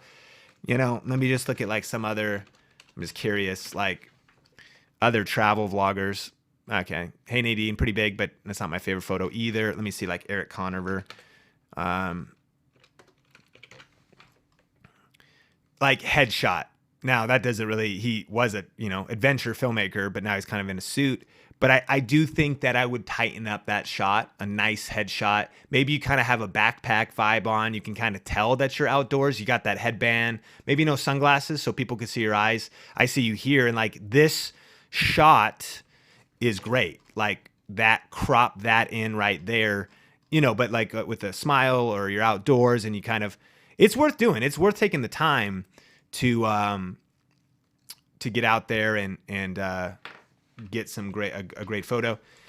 And here's kind of some things I think. I really love that you asked this question and you were unsure, and I hope you're encouraged by some of my answers. But like what I can kind of tell just from, without even hearing audio, from your execution so far is that you're putting out good. I mean, you're thoughtful here. You've got a good setup. It sounds crazy, but I just feel like you're communicating well without knowing how well you're communicating. I like your thumbnails. I'm never a fan of like hard to read text. I get it's stylistic, and I don't think everybody should do my style, but there's a reason why I use like kind of Helvetica and at least simple text, is because it's dang easy to read. You know what I mean? Like it's just less words and easy to read because you don't want to sacrifice. You never want clarity to be sacrificed by being creative or clever. I think clarity should come first, and then cleverness and creativity should come next. And then what I also want to say is maybe, and I'm just going to make an assumption here, your question was kind of like, am I doing things right? Should I be growing faster? And whether it was or it wasn't, I want to encourage you. I see that you have a 3-year-old video, but from what I can tell, you only have 14 videos total. Here's kind of a North Star for us, Grow with Video. I want your head down to get your next 50 to 100 videos out before you're too worried about results. Dang.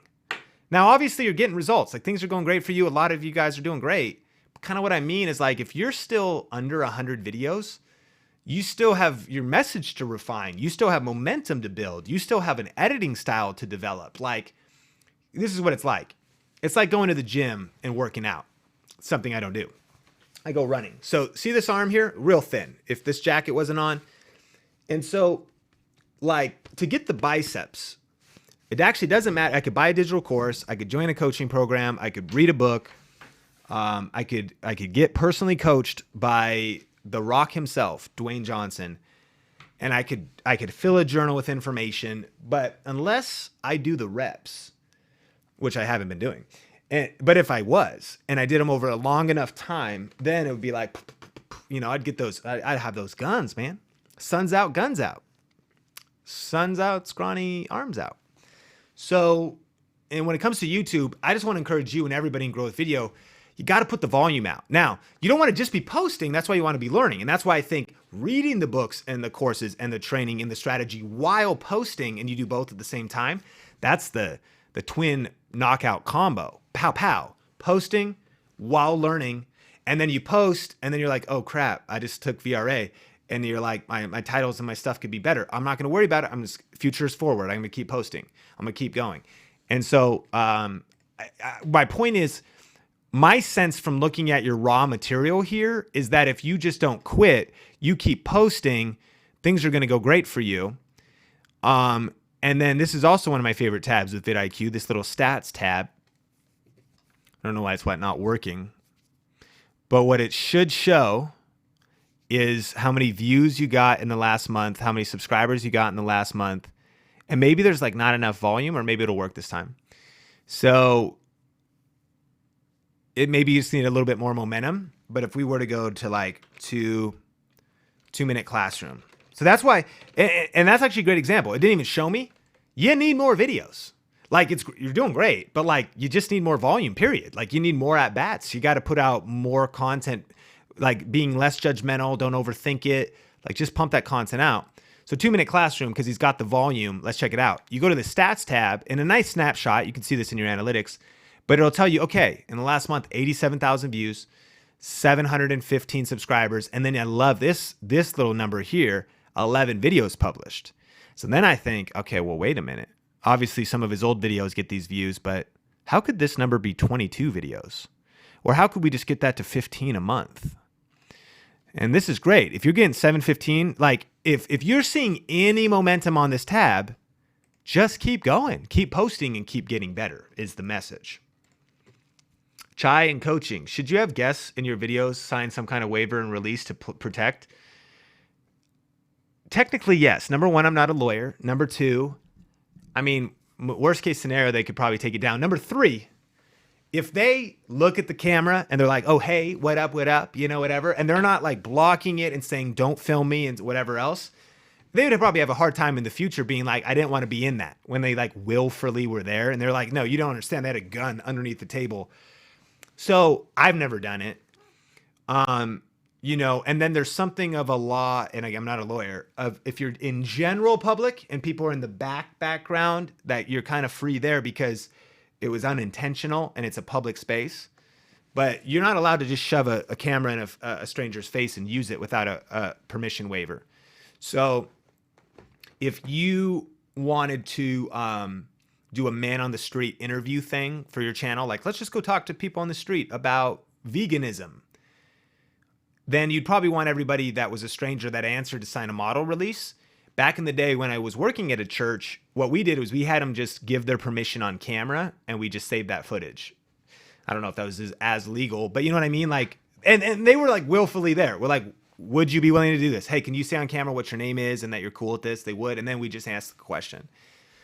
So I wouldn't worry about it too much. I don't know what kind of guess you're thinking, but the consent is in there.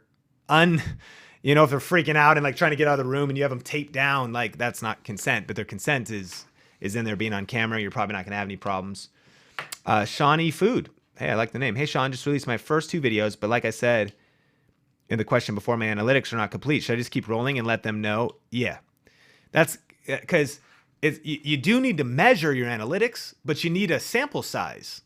And I want to say 5 to 10 videos initially, and then I want to say 50 next. And if that's 1 video a week, that means in 2019, it's going to be not a whole year until you can measure analytics, but 1 video a week. It's going to take you a year to get to 50 videos. But if you are able to, you know, speed that up, then you need more data. You need more videos to analyze to get better information. Ultra Human. Sunny talks about how important having something to sell is for making money. Within my niche is health facts. I'm having a hard time for ideas of what to sell. Health facts. Well, Ultra Human, there is tons of stuff to sell in health. And Sunny's right. Your income is directly correlated to the amount of buy buttons on your website. Like if you don't have a buy button, then how can anybody give you money? Now, of course, you get YouTube ads and affiliates, but sometimes a slower path. Now, this is going to be an example you've probably heard about before, maybe not. But I have a channel that I don't really do anything with anymore, but It's my Sean Cannell channel. And the promise there, if I was to upload, is product reviews, life hacks, and video blogs. And the idea, by the way, on this cover, I was trying to show and not just tell that there's going to be product reviews. There's going to be kind of life hacks from that performance perspective. Video blogs, there's my wife, and green juice, because it's kind of like stuff like green juice because I drink it every day. So through research before you press record, weird stuff like no one is looking for Best Greens powder, especially back when I did it. And look, you could get even more niche. If someone did Best Greens powder for keto, they'd probably beat me up, man. So here's a good example. I'm not anywhere to be seen here, but this guy's killing. And this guy's got an affiliate link. Same thing I'm doing. So Justin's being smart. This is an affiliate link, and he's making some money. So in the health niche, and the health niche is one of the most lucrative niches possible. If we just call it what it is, a lot of these supplements are like dirt cheap to make, and the markup is crazy.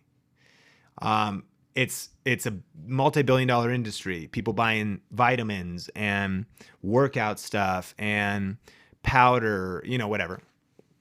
But this video, because it ranks, I talk about the video. I learn about it from my friend Lewis, and I just sit at my desk and I review the product. In the description, I link to the sales page. Here's the sales page and whatever else. Okay, cool. And this affiliate program is from a site called clickbank.com. So this just shows you there's other types. And we talk about some of this in Video Product Review Profits, one of the courses you got in the bundle. And so here's like another one they show, like a shake. All that to say, I think the product costs $50 a month unless you buy more, for one bottle a month. And my commission's 30%. And if someone subscribes to it, I get paid every month that an order goes through. So at $100, so if I sold 2 bottles a month, I'd make $30 a month. And this video generates $200 to $300 a month on autopilot, and it's a couple years old. That's the goal of Video Ranking Academy, is to create money-making videos. One of the ways, besides creating your own stuff, this is an affiliate program, and it's higher percentage.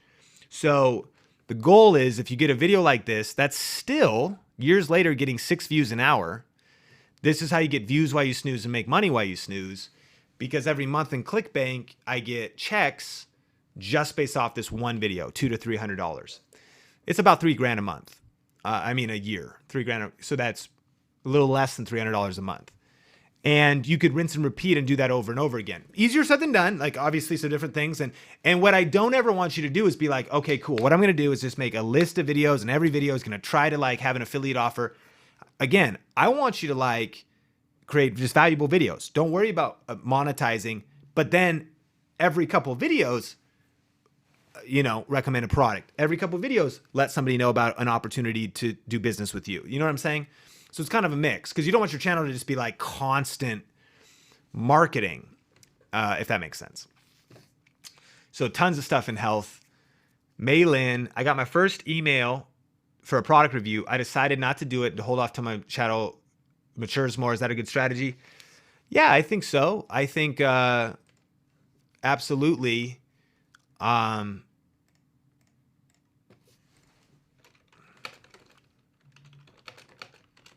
just messaging Susan.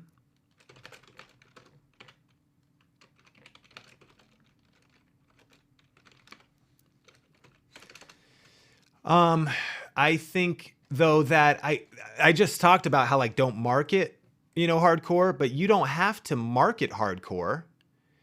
And here's what we're actually going to do, is a couple things. As I'm going to go 30 more minutes. I'm letting Susan know that she might jump off here in a second. I still got a list of questions. I'm going to keep answering them, and I also got a list of channels. I'm going to do a couple more of those. We obviously can't get to them all, but thank you so much for being here. You're going to get the replay. We're going to email the replay out to you as well. So even if you got your question in and it's in the next few, we'll probably get to it in the next 30 minutes, and that's what we're up to. So Maylin, though, it's what's the company expect?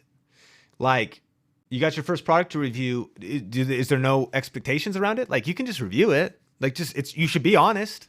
If they have no strings attached, like you're like, it could be a video. You don't have to link to it as an affiliate. So I don't think it's a bad idea to start that. I think it's what are the terms? And if you're uncomfortable with the terms, or you feel like, they want me to say only nice things, well, then you should never do that. Like, you just want to become, but I don't think it matters how big your channel is. If you I would get one under your belt, and here's why. Because if you say yes, even if they don't pay you, they just give you a free product, you always want to be building your portfolio as an influencer. So then someday later you could say, hey, product I do want to work with, here's an example of a video I did with this person, and you've done it. So you've now, and like, they don't know if they paid you or if it was a brand deal or what it was, but you want to build a portfolio of what you're capable of doing for other brands. Just like a videographer that shoots weddings would say, here's a wedding video I did. I can do one like this for you. So if you want to work with brands and do brand deals and review products, even, by the way, if you don't even get it free, you could just review some headphones and then say, here's an example of a product review video I could do for your brand. This is one I did for Bose. They're like, oh, and they're probably not gonna be tricked, but you know what I'm saying? They're like, because you did do it for Bose, because it's a Bose headphones and you just reviewed them. Makes sense? And you're building your portfolio in the process. Jessica, you said you knew from the start you wanted to write a book and host classes like this. How did you know you were ready to start courses? What did your growth look like? It's a great question.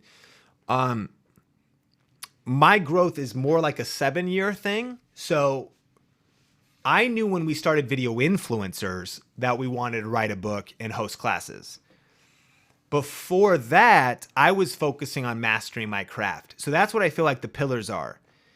And many of you, by the way, don't self-doubt yourself out that you're ready now. Because if you're in ed tech niche, like, I don't know how long you've been in it, but if you've got value to help, or you can help, all you have to do to create a digital course is say, okay, I'm here. And if people are a few steps back, I can meet them back there and help them get where I am. That's what it is. It's how to get from one point to another point, how to get from a cluttered house to a clean home. That could be a digital product. How to get from a chaotic homeschool and you don't even know what to do, and you're worried you're going to ruin your kid's life because you don't know how to educate them, to being organized, feeling confident, and having your kids love learning. You know what I mean? It's A to B. How to design thumbnails in Photoshop. How to make an awesome, quilt. Whatever it is, you can make digital courses around. My friend Sean just completely stalls. My friend quilting with, man, I forget her name. Video Influencers Crafts. She has kind of got a quilting channel, and Melanie Ham, and she's got some digital courses. So this is kind of a cool thing to see of what's possible for you. Check out my classes. A couple free classes. Color Theory for Quilters. $25 course. Cool, right? So like, just different ways you could have a buy button on your website. And so you're at a place where your competency is really there. You know what I mean? I just didn't want to. So for me, my journey was in 2010, I started to get obsessed with like ranking and keywords. And I bought courses. I went to conferences. I studied every webinar and podcast, and I started practicing myself. Then I started ranking videos. And then I started doing affiliate marketing with it, gift ideas for him. You've maybe heard the story. So then I started making $50 a month, $300 a month. And then I was eventually able to take it all the way to October 15. I got fired by all my freelance clients. I was really good at ranking videos and even building audiences and whatnot, but I had other jobs. And then I was doing freelance. So I was only doing YouTube in maybe 20% or less of my time. When I lost all my freelance clients, I went all in, and I went from a few $100 a month in affiliate marketing to $5,000 a month in 3 months. Like, I replaced my whole income from just Think Media. Think Media was at 16,000 subscribers. So I was building a side hustle. Some of you guys got 7,000. Some of you guys had 5. I know some of you are just starting, but what you're doing right now is good because you're working on your dream job while you have a day job, and you're proving concept and you're getting some momentum. So it's kind of like me. Yeah, I probably could have grown faster sooner if I had more time, but I had to support my family and go to my job. And I know you could relate to that. But then when my freelance clients fired me, One was paying me $2,000, one was paying me $2,000, one was paying me $1,000, $5,000 a month. All three fired me, one a week for 3 weeks, 3 weeks in a row. Scariest month of my life. Also the best month of my life because it launched me into today, but I was terrified at the freaking time. And I was like, okay, we got some savings. I'm going all in on YouTube. So now, for the first time ever, and this might be a dream for you, I got nothing else to do besides YouTube. And I hope this works. So I was just all in, man. Now it's November 1st, 2015. And I'm doing Black Friday, Cyber Monday. I'm reviewing whatever I can get my hands on. I'm hustling. I'm Think Media. I'm just crushing it. And because holiday shopping is so much more lucrative on affiliate marketing, November and December, those years were very good because I just scaled quick. Why? Because I was building on 16,000 subscribers. So if you've got 300 or 3,000 or 700, keep building in the side. There's that jump off point. So then I had created $60,000+ a year income relatively quickly from YouTube and affiliate marketing. And then I created a course. And I didn't even create a course about like ultimately how to make money on YouTube by selling people information about YouTube. And that's a personal thing of mine is like, that's a little shady is like, I'm gonna teach you how to be a business coach by selling business coaching to other business coaches. Well, what do you actually do? So I wanted to make money as a tech YouTuber with YouTube and affiliate marketing. And eventually that turned into a 6-figure income. And then I started courses, Video Ranking Academy, about how I did that and how you could repeat it in different niches. And it's evolved since then. So my personal answer to this question, and all kinds of different people would answer it different, but I would say you just need to decide where you are in the journey and if now's the right time. By the way, I could have created a whole bunch of helpful courses on like how to set up your YouTube channel. Video Ranking Academy is expensive. I understand that too. Like if you want to jump into it at growwithvra.com, you know, at $97 a month, that is for 6 months. That is $600 total. Or you could pay, actually it's a better deal than that because we sent you the cheaper, I think it's 5 months. So it's $500 total or it's $400 one pay. Why can I charge that? Because I know the value is there and it's a comprehensive mega course. It's long, it's pretty big. Like it's gonna take you a while to go through it. It's an academy. A lot of you should start, if you wanna create digital products, with a beginner's course, a jumpstart course, something that's maybe 4 videos and $10 to $20 to $30. I should have done that earlier, and I probably could have done that earlier because I bit off an academy first and it about killed me. You know, like I don't know what I was thinking trying to make an academy. I was like, yo, like, let me just go.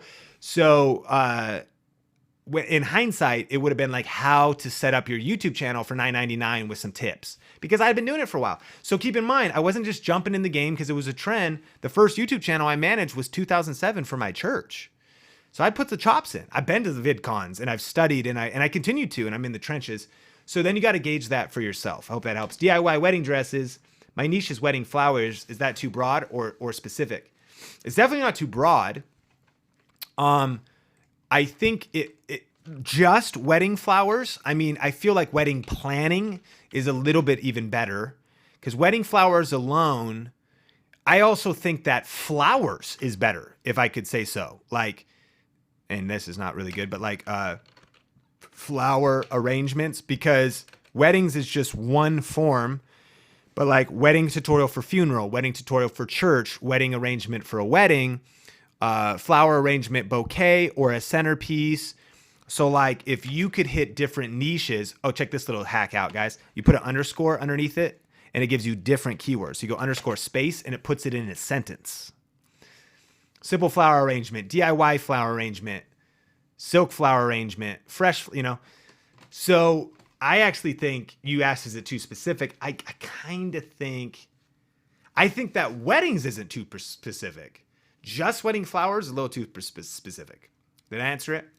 Flowers in general is a nice niche because there's all kinds of different things. But if you think about, I don't know how long you want to do this, but, and maybe I could be wrong, but like, can you talk about wedding flowers specifically and do weekly videos for the next 5 years? You definitely could talk about weddings for the next 5 years. And you definitely could talk about flowers for the next 5 years, but just, I don't know. You, that based on what I've said, maybe answer it for yourself. All right. My chapstick's like empty, so I have to like stick my finger in there and then it's brutal. The struggle is real. Steve, question 1, I'm stuck not knowing what to name my channel. I have a name, Steve Klein, but also want to start a geeking out type of channel. This could be geeking out on technology, personal productivity, and meditation. However, my personal Steve Klein may be best to do this. Example, goals for the year. I could do one or the other, but how do you know which one to use? My personal name or geeking out channel? Because it could be done on both, and because some cases I want people to identify self-help. Okay. Well, I'm going to recommend the how to name your channel video. So watch it after this stream. Very good. 14 minutes will really help, and a couple mistakes. The answer is pretty simple. 1, Steve Klein is nice.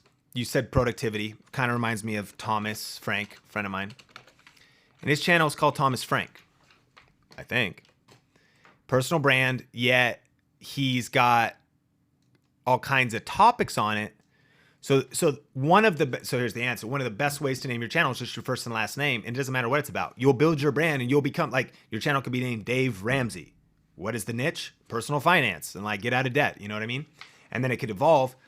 Chalene Johnson, a friend of mine, fitness and lifestyle entrepreneur, helps people with social media too. But her channel is just Chalene Johnson. Gary Vaynerchuk, Lewis Howes, Grant Cardone, Marie Forleo, Rachel Hollis. First name, last name. And then build it out. You become known for the kind of content you create. If you pick a name that's specific, it might niche you down and leave you, like, if you name your channel Wedding Flowers, then you can't really start talking about Fortnite because you've eliminated it. Where if it's about your name, you shouldn't probably talk about Fortnite and Wedding Flowers on the same channel because it's so crazily different, but you can do whatever you want because it's just your name. So you still want to have a theme. But the best name, and then just check this video out after, just search how to name your YouTube channel on YouTube.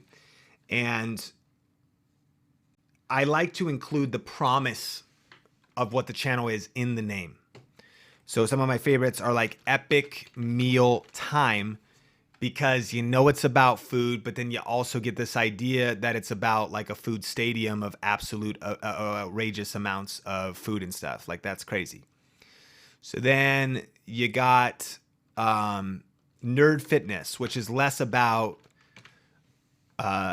YouTube, but it's one of the greatest brand names ever because it's a fitness brand, and fitness is very crowded, but it's instantly clear in 2 words. Nerd Fitness. Okay, so it's fitness, but for like geeks, gamers, cosplay people. So strong. Cool logo. Level up your life. I know I didn't answer your question directly, Steve, because you got to figure it out for yourself. Check out that video. But it's whichever path you want to take, either first and last name.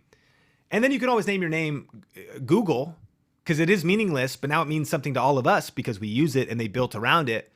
But that's the weakest in my opinion. If you name your site, you know, your YouTube channel ZZ, like, what's that mean? Well, then you blow up and your content's sick and now it's very meaningful, but it's harder because you need to associate name with it. Yahoo, like, it's a search engine. Like, why do we know that? Because they built a freaking company around it. So I'd say first or last name, or a name that casts vision for what your promise. Video influencers. It's a branded channel.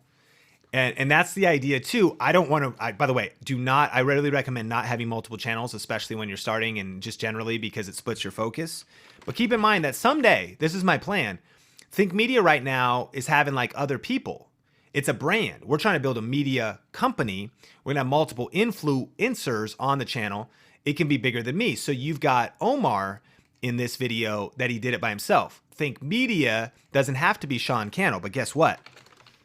Sean Cannell, missing an N. Sean Cannell has to be Sean Cannell. It just does. Like, you know, if I have Omar, like, hey, what's up, guys? Omar here. I don't know why I'm here because this is Sean's first and last name channel. Dude, can I not even get to my channel? Like, if I type in my first and last name, it shows you like how dead it is. There it is. So I'll tell you this, someday I'm going to come back to this because your first and last name YouTube channel can always be whoever you are and whatever you're doing for the macro of your life, legacy, and brand. Think Media could maybe even be handed off someday to somebody else. Might take a while with transition it. Video influencers, same thing. It's Sean and Benji, but it's a brand. So that's a couple different ways to think of it. Kunal, what kind of affiliate clients should I try to get for an ambient guitar channel? Couple things. Great question about music. If your channel is about music, hear me play your music, you do cover songs, you're playing ambient guitar around, some other songs, it's going to be hard to do affiliate marketing because people are coming for the entertainment of it. They're coming to listen to music and listen to the cover. But what you could do is like one of our VRA students, Miguel Ogas, he makes music. Him and his wife create music. And what's crazy is this will also show you the power of VRA. He's been in a crazy season. He hasn't been able to upload videos. But because he puts out ranking videos, his channel grows. I don't think he's uploaded in a year, friends. No joke. And yet, because of ranking videos and having videos in search, he got 17,838 views, 125 new subscribers with 0 new videos. So his channel, his brand keeps growing. He's got some videos out there around affiliate marketing. Here's what I'm going to tell you. It's not, he plays music. He's a true musician, and that's why he can make these recommendations good. But the channel is about the tools for musicians, and that's the most lucrative angle to be at. So he's talking about Ableton Live. He's talking about how to record music at home. He's talking about budget monitor stands. He's talking about a great book for recording. And therefore he makes money off of, you sell Ableton, by the way, on Amazon. This thing's $500. I don't know what the commission is. I think it might be like 10% on software. So it's like something like $50 commission. So it's cool. That's why that's fun is you could build an asset YouTube channel connected to affiliate marketing that literally pays you truly on autopilot. People don't believe in passive income. They need to meet Miguel Ogas. Dude hasn't uploaded in a year and he just gets checks. And he can come back at any time. Because look, you're going to get pregnant. You're like, what? You might be pregnant. Like you're going to be busy. You're going to have ups and downs. But if you build slow and steady, smart videos that leverage the algorithm and, but that in answer to the music question, here's the thing. You can't just fit a square peg into a round hole. So some people are like, how can I affiliate market and I'm a comedian? I'm like, you're probably not going to. You as a comedian have a different set of chat. Like you need to build your brand. You need to get invited to stages. The way you're going to get invited on stages is because you put out funny skits and because you upload yourself sharing jokes and those jokes are fun. It's just different for you.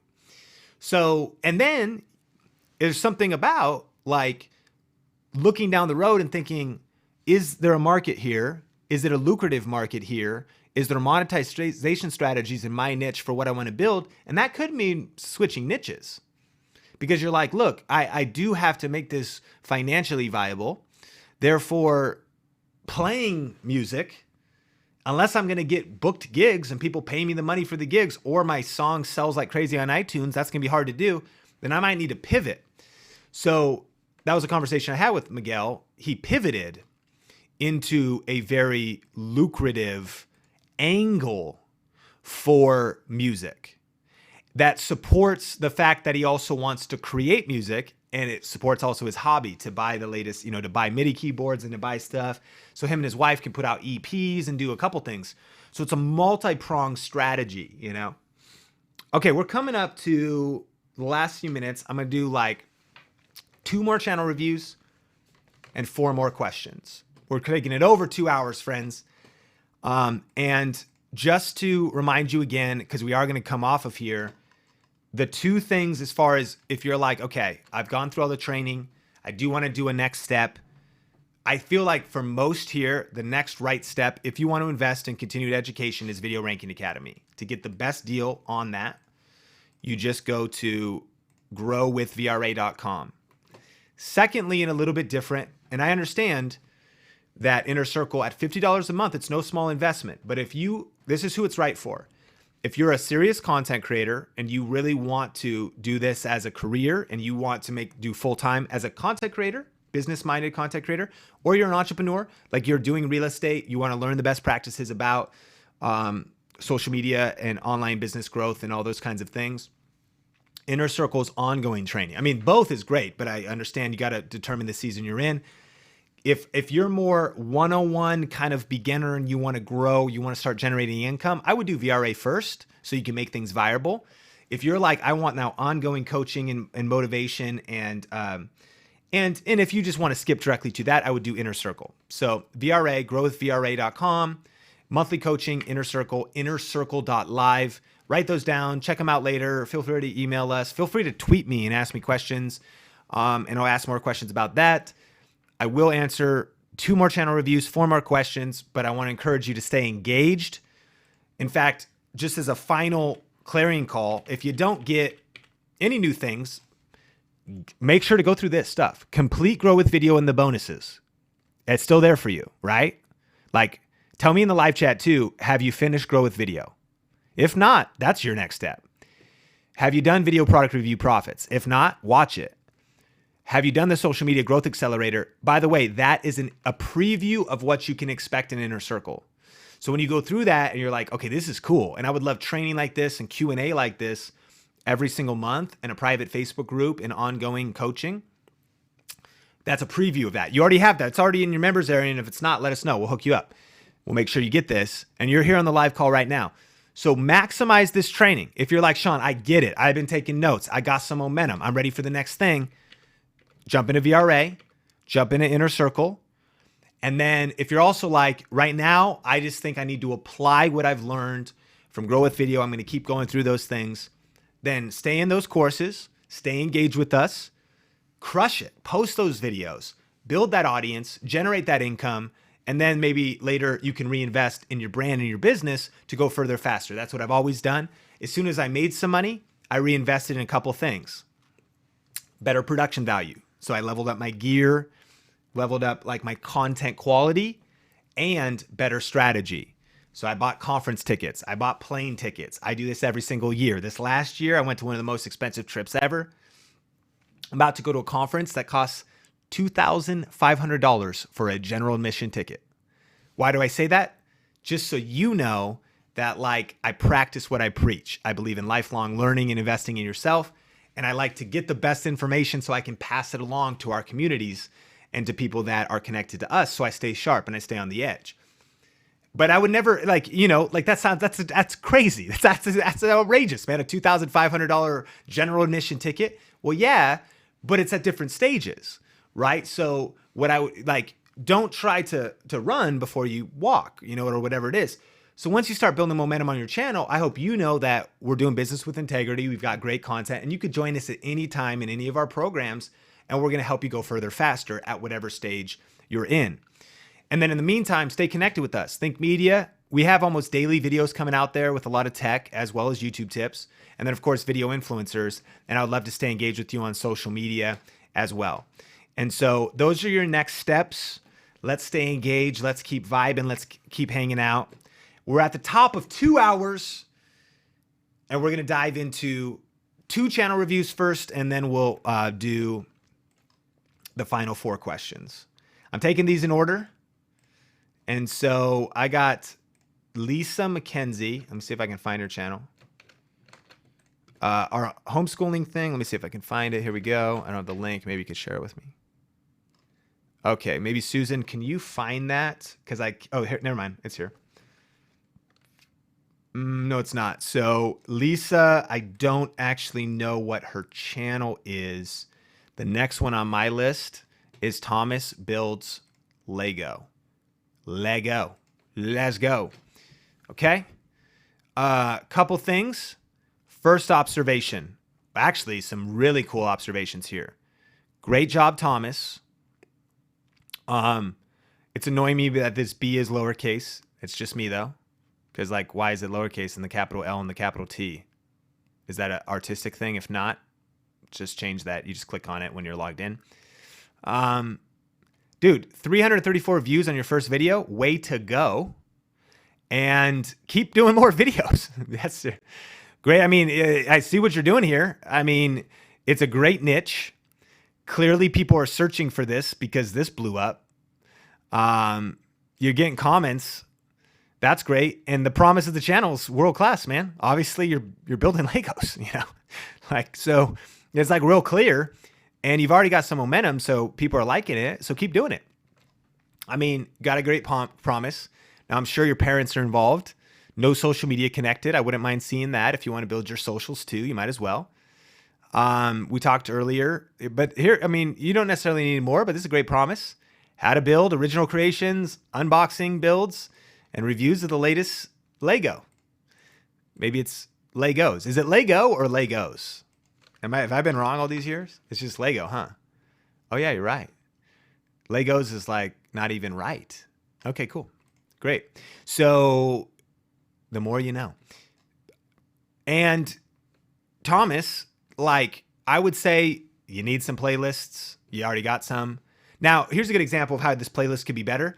This is bad, and here's why. It should be like 2019 Lego unboxing videos is like what the title should be. And I'd make it capital V, and I'd go capital U, and I would do that. And then I might say unboxing videos and build. Just a little bit different, or you could go ampersand. Because you like 2019 unboxing and build of what? Like you don't even have the main keyword there, you know? That keyword should be in the title. But here's my point actually, even in going to playlists, is that you don't really need them yet. You only have 2 videos. So it's a great channel. You're off to a great start. I'm impressed. You got 30 subscribers. Keep posting.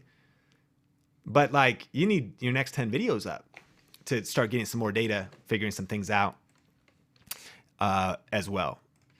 I'm going to hit Lisa, and then I'll do one extra channel review because I love hanging out with you guys. Never mind. I didn't get Lisa's thing. I'm going to look for Lisa. Lisa McKenzie Homeschool. We'll see if she's still on. Susan, if you can find it. I'll type in Lisa McKenzie Homeschool and see if that comes up. Now, this is actually a good problem to have for our stream here. Unless you would say, Lisa, that you want to stay anonymous and you don't want people to find you. But from a firm coaching thing to say, if people type in your name and your niche and you don't come up, you got a problem. Like you got a tagging problem, an optimization problem. You know what I'm saying? Like I need, especially now, if your name is John Smith, you might not have as big of a problem. You know what I mean? Because there's like a lot of, but like Sean Cannell, like I should. So just a thought, like, are you findable? That would be the question to answer. And I'm talking about when people are looking for you. This is true for entrepreneurs, content creators, business, like, and this happens a lot. Like you'd be surprised. Now I understand sometimes people don't want to share their last name. So if you're like, I don't want to be findable. Good. I want my niche to be findable. But I'm trying to, if I type in your first and last name in the word homeschool, I can't find you.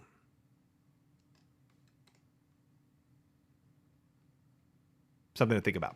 All right, so maybe we can find that. I'll skip to David Johnson, and then I'll go to those questions, and maybe Lisa's stuff will come in. David Johnson, my man. All right, so flexing with the drone footage immediately. Beautiful, absolutely world-class. Weekly videos, growth video, take note. How often does he upload? Hey, at least once a week. To help you improve your landscape photography. Oh, love the niche, man. You should partner with Outdoor Photographer. I'm not even joking. Magazine, they're a relic. They're dying. You're specifically outdoor and landscape. Just a thought, biz dev. Think about who you could work with. I just wonder, is Facebook your main thing? Maybe it is. Cool. You want to grow your photography roundtable? Great. If that's the case, I don't like these Amazon links. Super weird. I don't like this box. Okay, that's your thing. Maybe that's just your emoticon. I'm not hating on it, but like, like how do people know what these things are? You click here, like I don't know what this is. It's just some random wish list. Like it's probably not helping you. So I just think about cleaning up. I'm looking from like left to right, top to bottom. I like this. So I like it here. So that's cool. Sign up for the email list. But then when I get there, but then like where it is, like maybe it should be a direct landing page. So then I get this, but you say it's an ebook, but then it's a newsletter form. I'm not trying to be, you follow me though? Like walk through your own garden, and look around and be like, okay, I'm a person that's trying to get to this thing. It's kind of hard to get there. And it's the workflow is like, I got to look here. And then it says it's a newsletter and there's like not a picture of it. Just think about potentially a landing page. So we just did one, viral video checklist.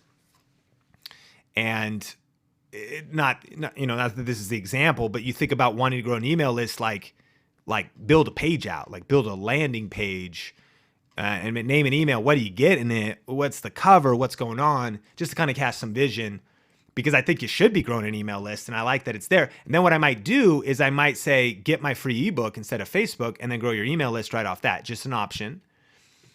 Thanks for checking out my channel. Best landscape photography and lesson from actual experiences. Brilliant.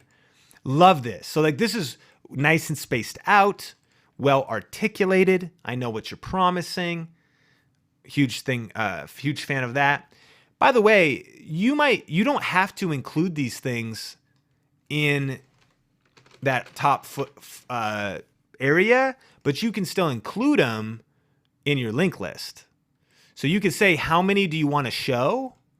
And that way you can then determine,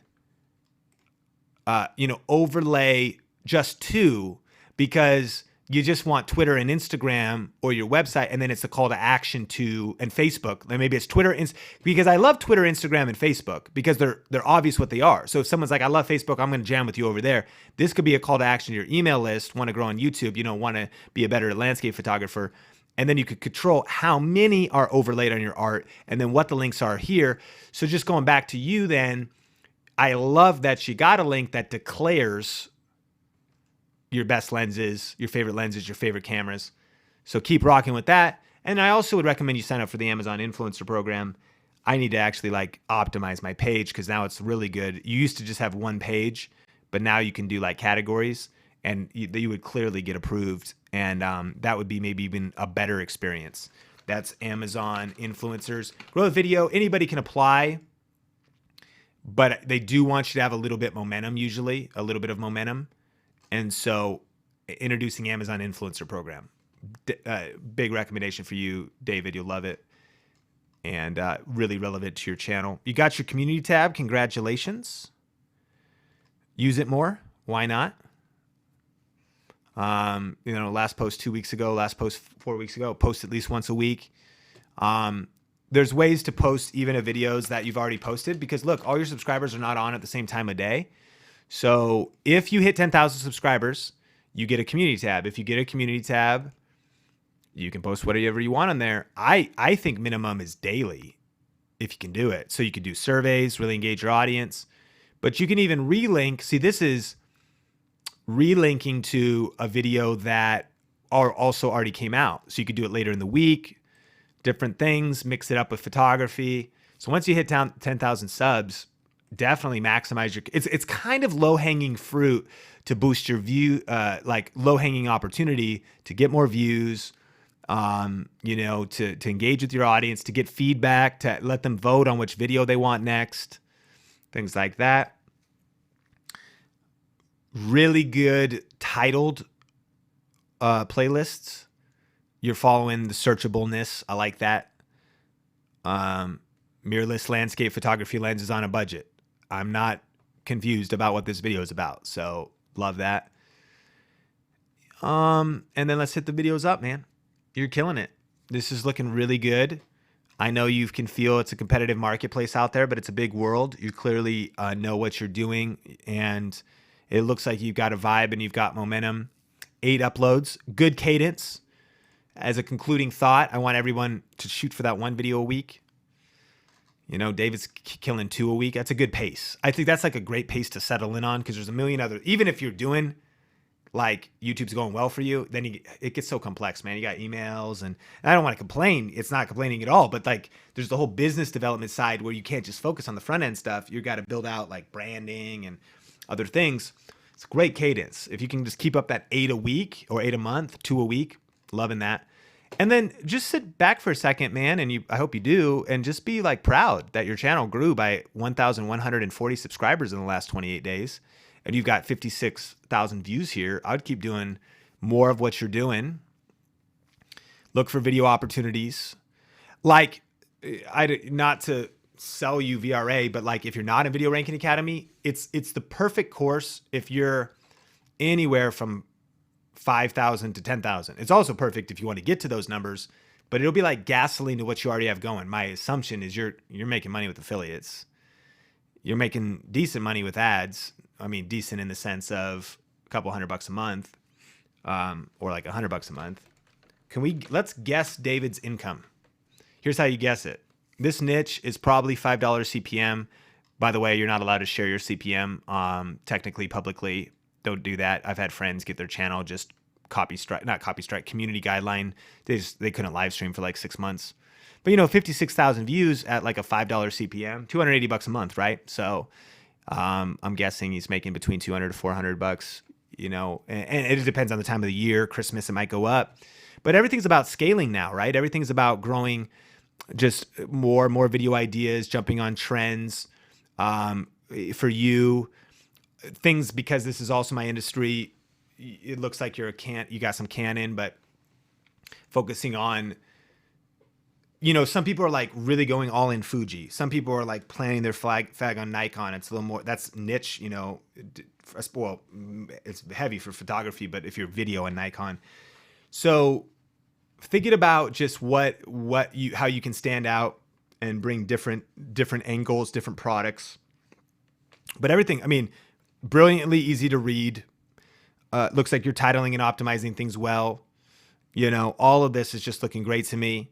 I see you switched to easier to read font. I don't want to hate on this leading line stuff, but it's a harder to read font when it gets creative.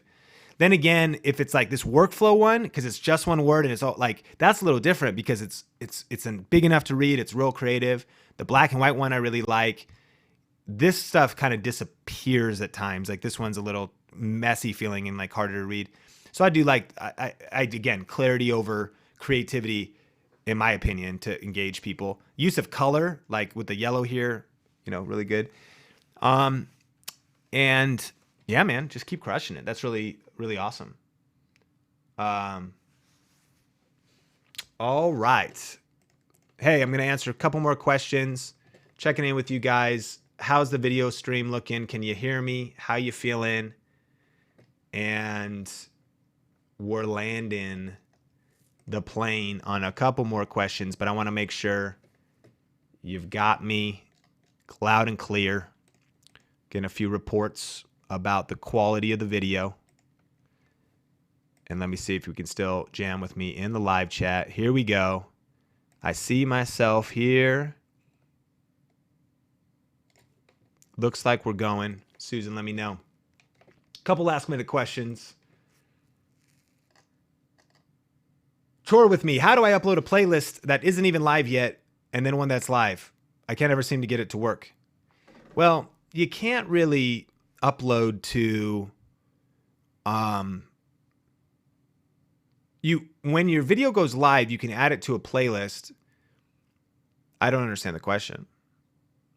Like, you wouldn't want the video to be in a playlist if it isn't live yet.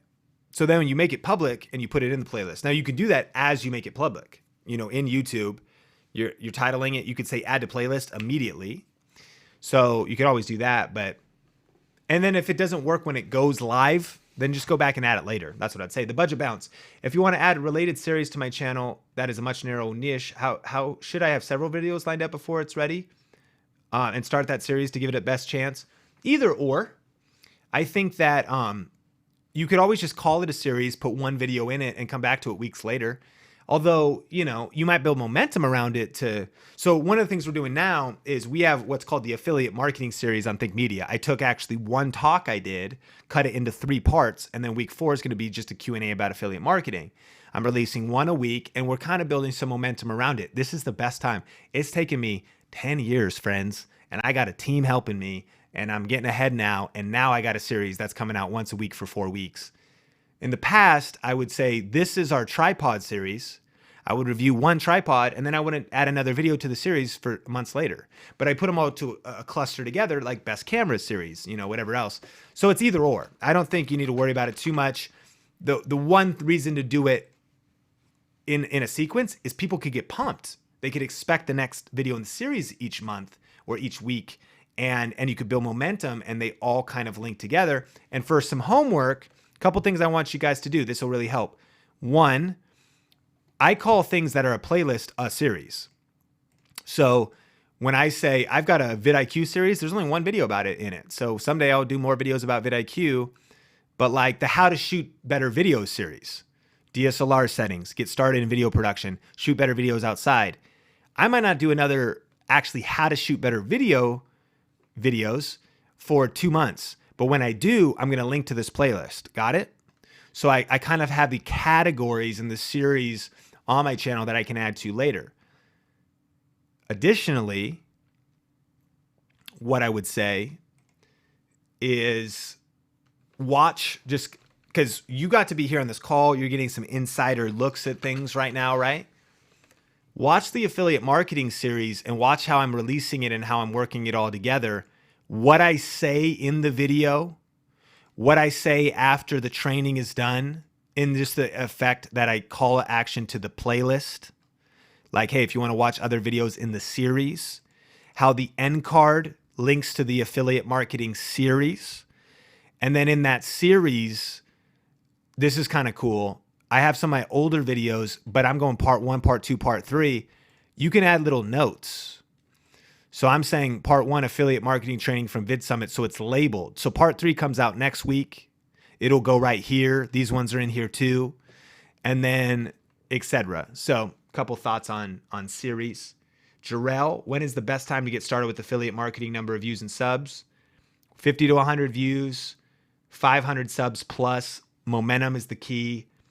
Branding, I think, is also the key. If your channel looks sketchy, scammy, there's no channel artwork, there's not a lot of videos that make sense there, you might not get approved. If your channel is how to have the best garden, and there's like garden picture, and there's at least like 8 videos uploaded that are all about gardening, and someone can land on the channel, they're like, it's a gardening channel. Like Amazon would go, this is great. They're gonna probably help people find fertilizer and gardening tools.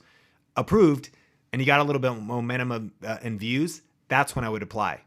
When my gardening channel, insert your niche, has 500 subs ish, or 50 to 100 video views each, and you upload, and you're consistent. Here's the thing, you don't want to apply, and you can't get videos out, and you don't upload for 45 days, so you're not going to get any sales. You know what I mean? You know you've got a routine so you could be consistent.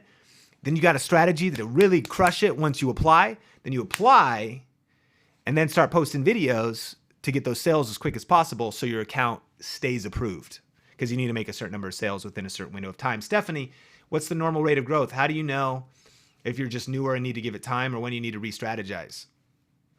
Hard to say, because you need to audit the market size. Tech is way bigger than underwater basket weaving.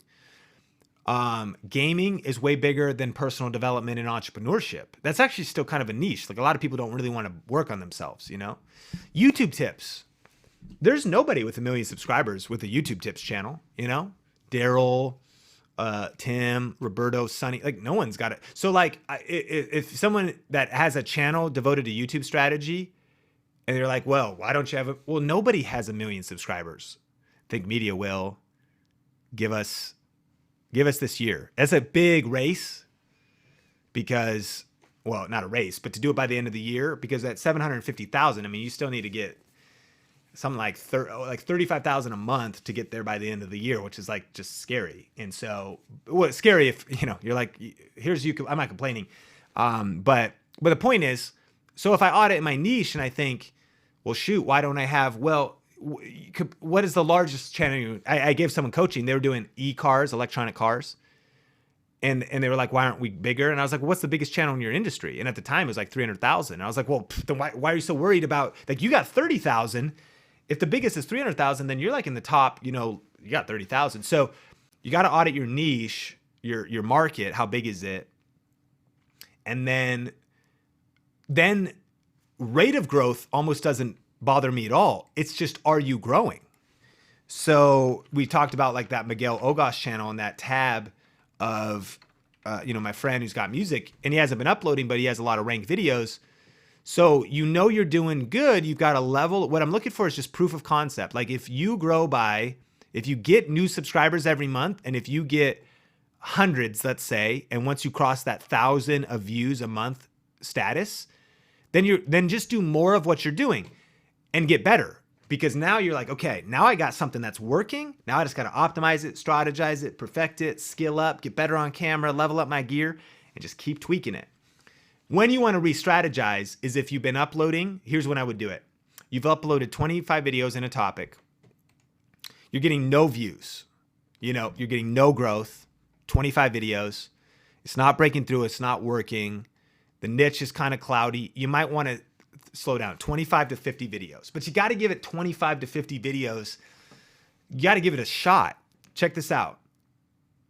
The master has failed more times than the amateur has even tried. So my final thought for you is most people give up too early. Listen again.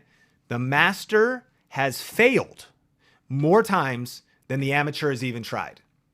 So I need you to upload a lot of videos, grind, learn, and remember that when you see me today, never compare your beginning to somebody else's middle. My first channel was actually way back in 2007, man. Called Turning, like small church, hour north of Seattle. And so back then, I don't know how to title and thumbnail stuff. I don't know what to do. But I was learning YouTube. I don't got a cover image. I don't think you could do covers back then. But these are my videos. Like, meaning I was the editor. Here I am on like a bloopers reel, 2008 or whatever. And so you want to see young Sean just on here, like trying to do church news, whatever. Her name's Katie. There he is. Little yellow shirt Sean. Like, it's not even resolution. This was like 480p days. Right? Weird green screen. Okay. So then I go to Clear Vision Media, and I'm sharing this all for a reason. Now, this was never really meant to be a YouTube channel. It's just a portfolio of my video production work. So now you got me back 4 years ago, 5 years ago, all the way down to like early on. I'm just getting out there shooting videos of like friends covering music, like, using my gear, trying to figure out stuff, trying to title stuff, trying to rank it, whatever, 2009 and on. And then I go into this Think International stage where, today we have video influencers. So interviews, figuring that stuff out. Well, this is like been happening. So we're going to go oldest here. 8 years ago, we were heading out kind of vlogging. This is a vlog in 2010 where we would kind of use this fisheye lens, and it's my friend Jeff and I. And what's my point? That church channel, I mean, it's different, but like that never went anywhere. Clear Vision Media is dead. Think International, Jeff's taking it over. He's doing something different with it right now. Sean Cannell channel's kind of stagnated. I posted 100 videos there that were super random, and I didn't know what I was doing. My point is volume, man, repetitions. I haven't been doing the repetitions at the gym, so I don't got the guns, but I've been doing the repetitions on YouTube, so I got the results. Now, here's the cool thing. The reason we do this training and this coaching is because this journey for me took me like a decade, and it didn't have to if I had a roadmap and a path. I will never promise you get rich quick or overnight success, but what I believe in our courses and our content is that we can shorten your learning curve by 75%. What does that mean? Well, if it took me 10 years, then it could take you 2.5. So now, and by the way, that's not 2.5 of dabbling. That's 2.5 of dominating and focusing and putting your head down and doing this stuff. 2.5 years posting, learning, strategizing, practicing, going live just so you get better on camera on like Facebook and Instagram so that your YouTube videos are better. Working, putting in the work. Make no mistake about it. I didn't get here by just sitting on the sidelines hoping my skills would grow like fruit on trees. I jumped in the trenches, and I know you're there too, but I share all this to just encourage you because the master has failed. So I have more videos that have failed, more channels that have failed, more mistakes that have failed than most people have even tried. And I say that to encourage you and to inspire you that if you feel fatigued or tired or like, is this gonna work? And you've posted 10 videos, you gotta post more. But you might be like, Sean, I posted 100. You gotta post more because it's the repetitions. You know what I mean? Like most people who put out a hit album, like really a world-class album that crushes it on iTunes, that has 10 songs that are good, they have 100 crappy songs that they recorded, that they wrote, that they were finished maybe it was even mastered. And those 100 songs didn't blow up on iTunes. But now we all know them. We're all bumping them on iTunes and Spotify and Apple Music.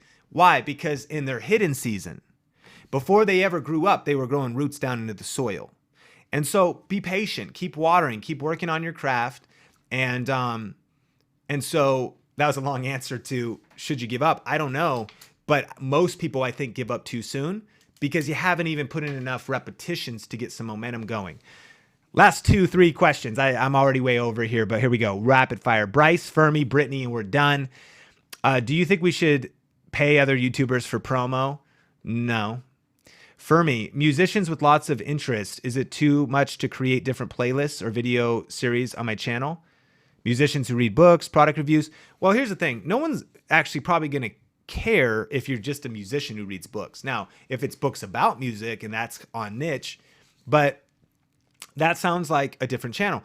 Your channel, and I don't think you should do 2 channels. So I think you should pick one, make a strong promise, maybe rewatch Grow with Video to think about who's your target audience, what's your value proposition, and can you commit to that for the next at least 24 months, 2 years, and keep working it. Now, if you're passionate about reading books and doing product reviews and doing tutorials, then maybe you don't even want to start a second channel. Maybe you want to rebrand your current channel. Or if you want to start a new channel and abandon your music one for a while, I just say don't try to build 2 at once. It just divides your energy and divides your impact.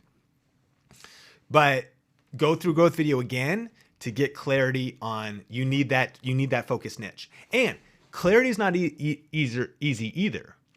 So here comes rapid fire. Rapid fire, and he's still going. Susan, I'm almost off. But this will help people. So Sean Thinks, my Sean Cannell channel. It used to be called Sean Thinks. Now it's called Sean Cannell.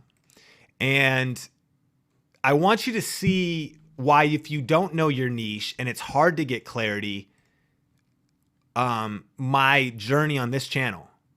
So I started, you've probably seen this video. It's just terrible. It's kind of funny. So I sat down. That's terrible. I didn't understand, if I want this channel to be good, I need to have energy on camera. I need to have a point. I need to know where I'm going. I didn't know any of that stuff. So then I just did a couple random videos about nothing. Then I started just filming on my Droid X at weird places, like me freestyling in front of Red Robin. I worked at Red Robin for 10 years. Here's like a little rap battle that broke out with me and the bird and the manager. This is the kind of stuff that exists on the internet. Weird, just like 31-second videos off my Droid X. I was just like, I didn't know what I was doing. And then eventually I started to kind of like daily vlog. Here's some daily kind of vlogs. And then I did like a cooking video and a review of The Amazing Spider-Man. And then I did like some Shin Ramen, which is some spicy noodles, and some horseback riding. And it was just all over the place. And it wasn't like what I teach now about clarity. But my point is this: if you don't really know how to narrow down, don't let that stop you from creating content. All of this really helped me get the clarity that I have today. So you don't necessarily need to sit there inactive. I thank God for all the videos I've done that failed and the channels because they helped me become the person I am today and understand these truths and these proven principles at such a high level. So Fermi Music, that's what I encourage you. You need to have a target audience. You need to have a value proposition. You need to know your zone of genius. You need to know what makes you unique. But you might say, but Sean, I don't know that. Well, then decide that the next 6 to 12 months are much more about practice, clarity, finding yourself, finding your message, finding your content format, and less about results. And then you kind of let the weight off to say, look, I'm just experimenting, man. I'm trying new stuff. I'm trying to find my angle. I'm trying to find my voice. And that could be a path for you. Hope that helps. Brittany, is my niche too narrow? New real estate agents? Not at all. It's a brilliant niche. Very brilliant, because there's lots of new real estate agents and they need information that you can help them with. Creator Source Studios. Personal development content. Do you think it's oversaturated? No. But I would think about those content power-ups. How are you going to, what authority do you have Do you have authority that you've read 1,000 books? Do you have authority that you've accomplished something? Authority matters, I think, if you're going to teach people how to think and what to do at some level. You know, Heather is an authority in homeschool, not because she got a degree, not because anyone told her she's an authority, but because she's got 5 years under her belt of whatever it is. So you need to build up your authority story. Like, look, I've invested over 10,000 hours in studying personal development, and I've learned that 90% of it is crap. I've narrowed it down to the 10% that really matters. And on this channel, I'm going to share that with you. Or I've written over 5 ebooks, or I've posted over 100 videos, or I've studied with. So you need authority, and you need, and then think about what you can bring unique to the space. But look, no niche is oversaturated. Here's why. Do you drink coffee? Tell me in the live chat. Last question. Last thing I'll say. And we will end here. We really will. I'm going to close this down. Okay.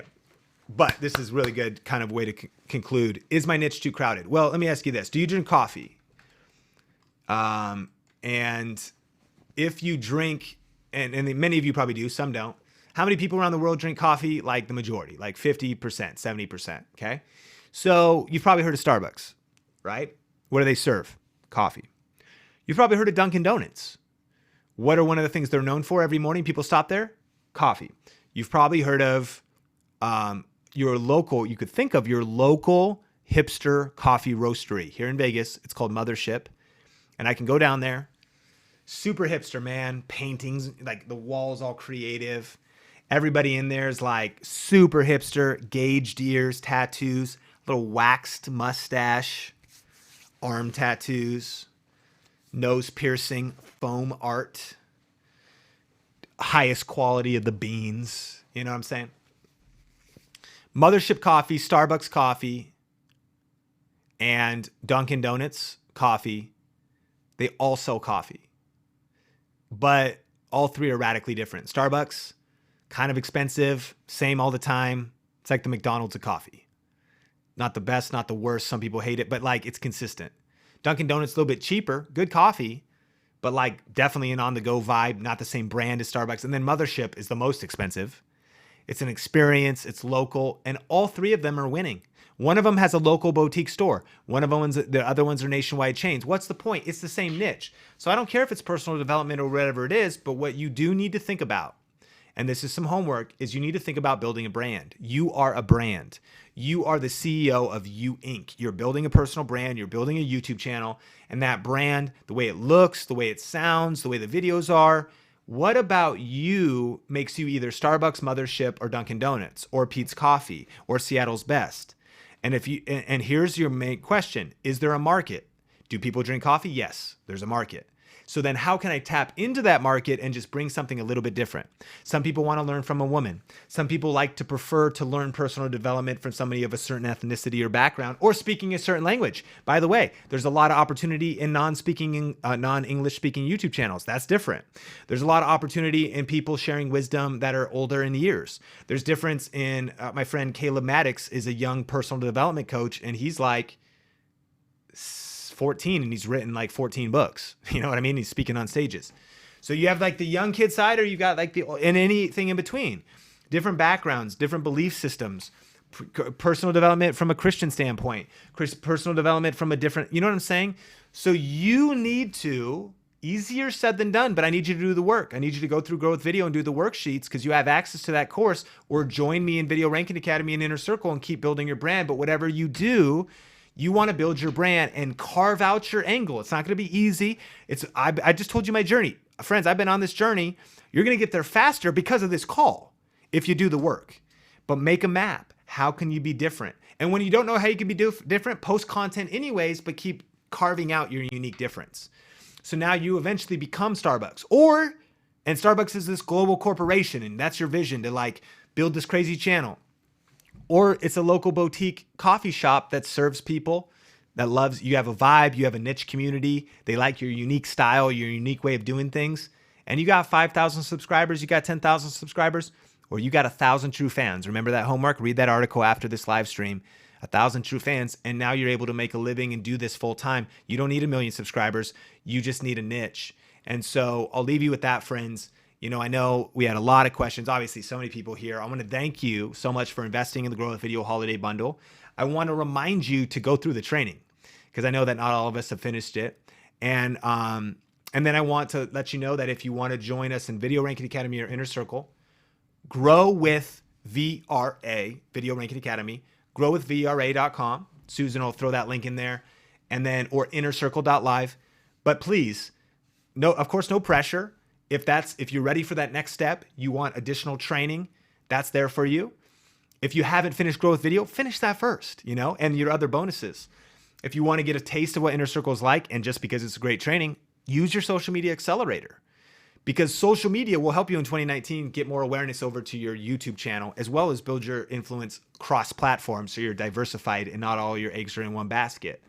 We got all this training for you. And then, hey, let's stay connected on social media. Thanks for being here. I think even if you didn't get your question answered, we will do some public Q&As, and we definitely do a lot of Q&As in our private Facebook groups and things. But I hope you got a lot of value off the channels we did review, the questions we did answer. I want to encourage you, you've got what you need for the next step. And the final thing I want to tell you, like landing the plane like constantly, but here's the final thing I want you to do right now as you hear my voice, is I do want you to write down the next thing you need to do. What's the next thing you need to do? Put it on your calendar. You need to shoot your next video. Oh, I got to edit some videos. Oh, I need to design some thumbnails. Or I need to finish Grow with Video. I haven't quite launched my channel yet. I've only watched the first 2 hours of it. I need to finish it. I need to know what your next thing it is that you need to do. And so, and write that down so you can continue to take action and move forward in your niche. Well, hey, I'm seeing some answers to questions. I think the delay is like 10 minutes now because I'm just seeing the answers to the coffee questions right now, but it's all good. So I want to thank you, Liz, Marissa, for being here, Steve, Shawnee Food, Caroline's Creations, The Local Independent, Happily Ever Nancy, Devin Bishop, Homeschool Pick and Mix, Dr. Eye Health, BD Design 680, Patrick Jerwinski, Animated Christians. Seriously, love you guys. Thanks for being here. Robert, Devin Bishop. Really appreciate you guys. And Sparrow Faith Angel. And if you need anything, email us hello@seancannell.com. We'd love to help around any questions around our courses or additional training or anything you need. Ultra Human, Patrick, Brittany, you guys are awesome. See you on social media. Keep crushing it, keep smashing it, and we will talk soon.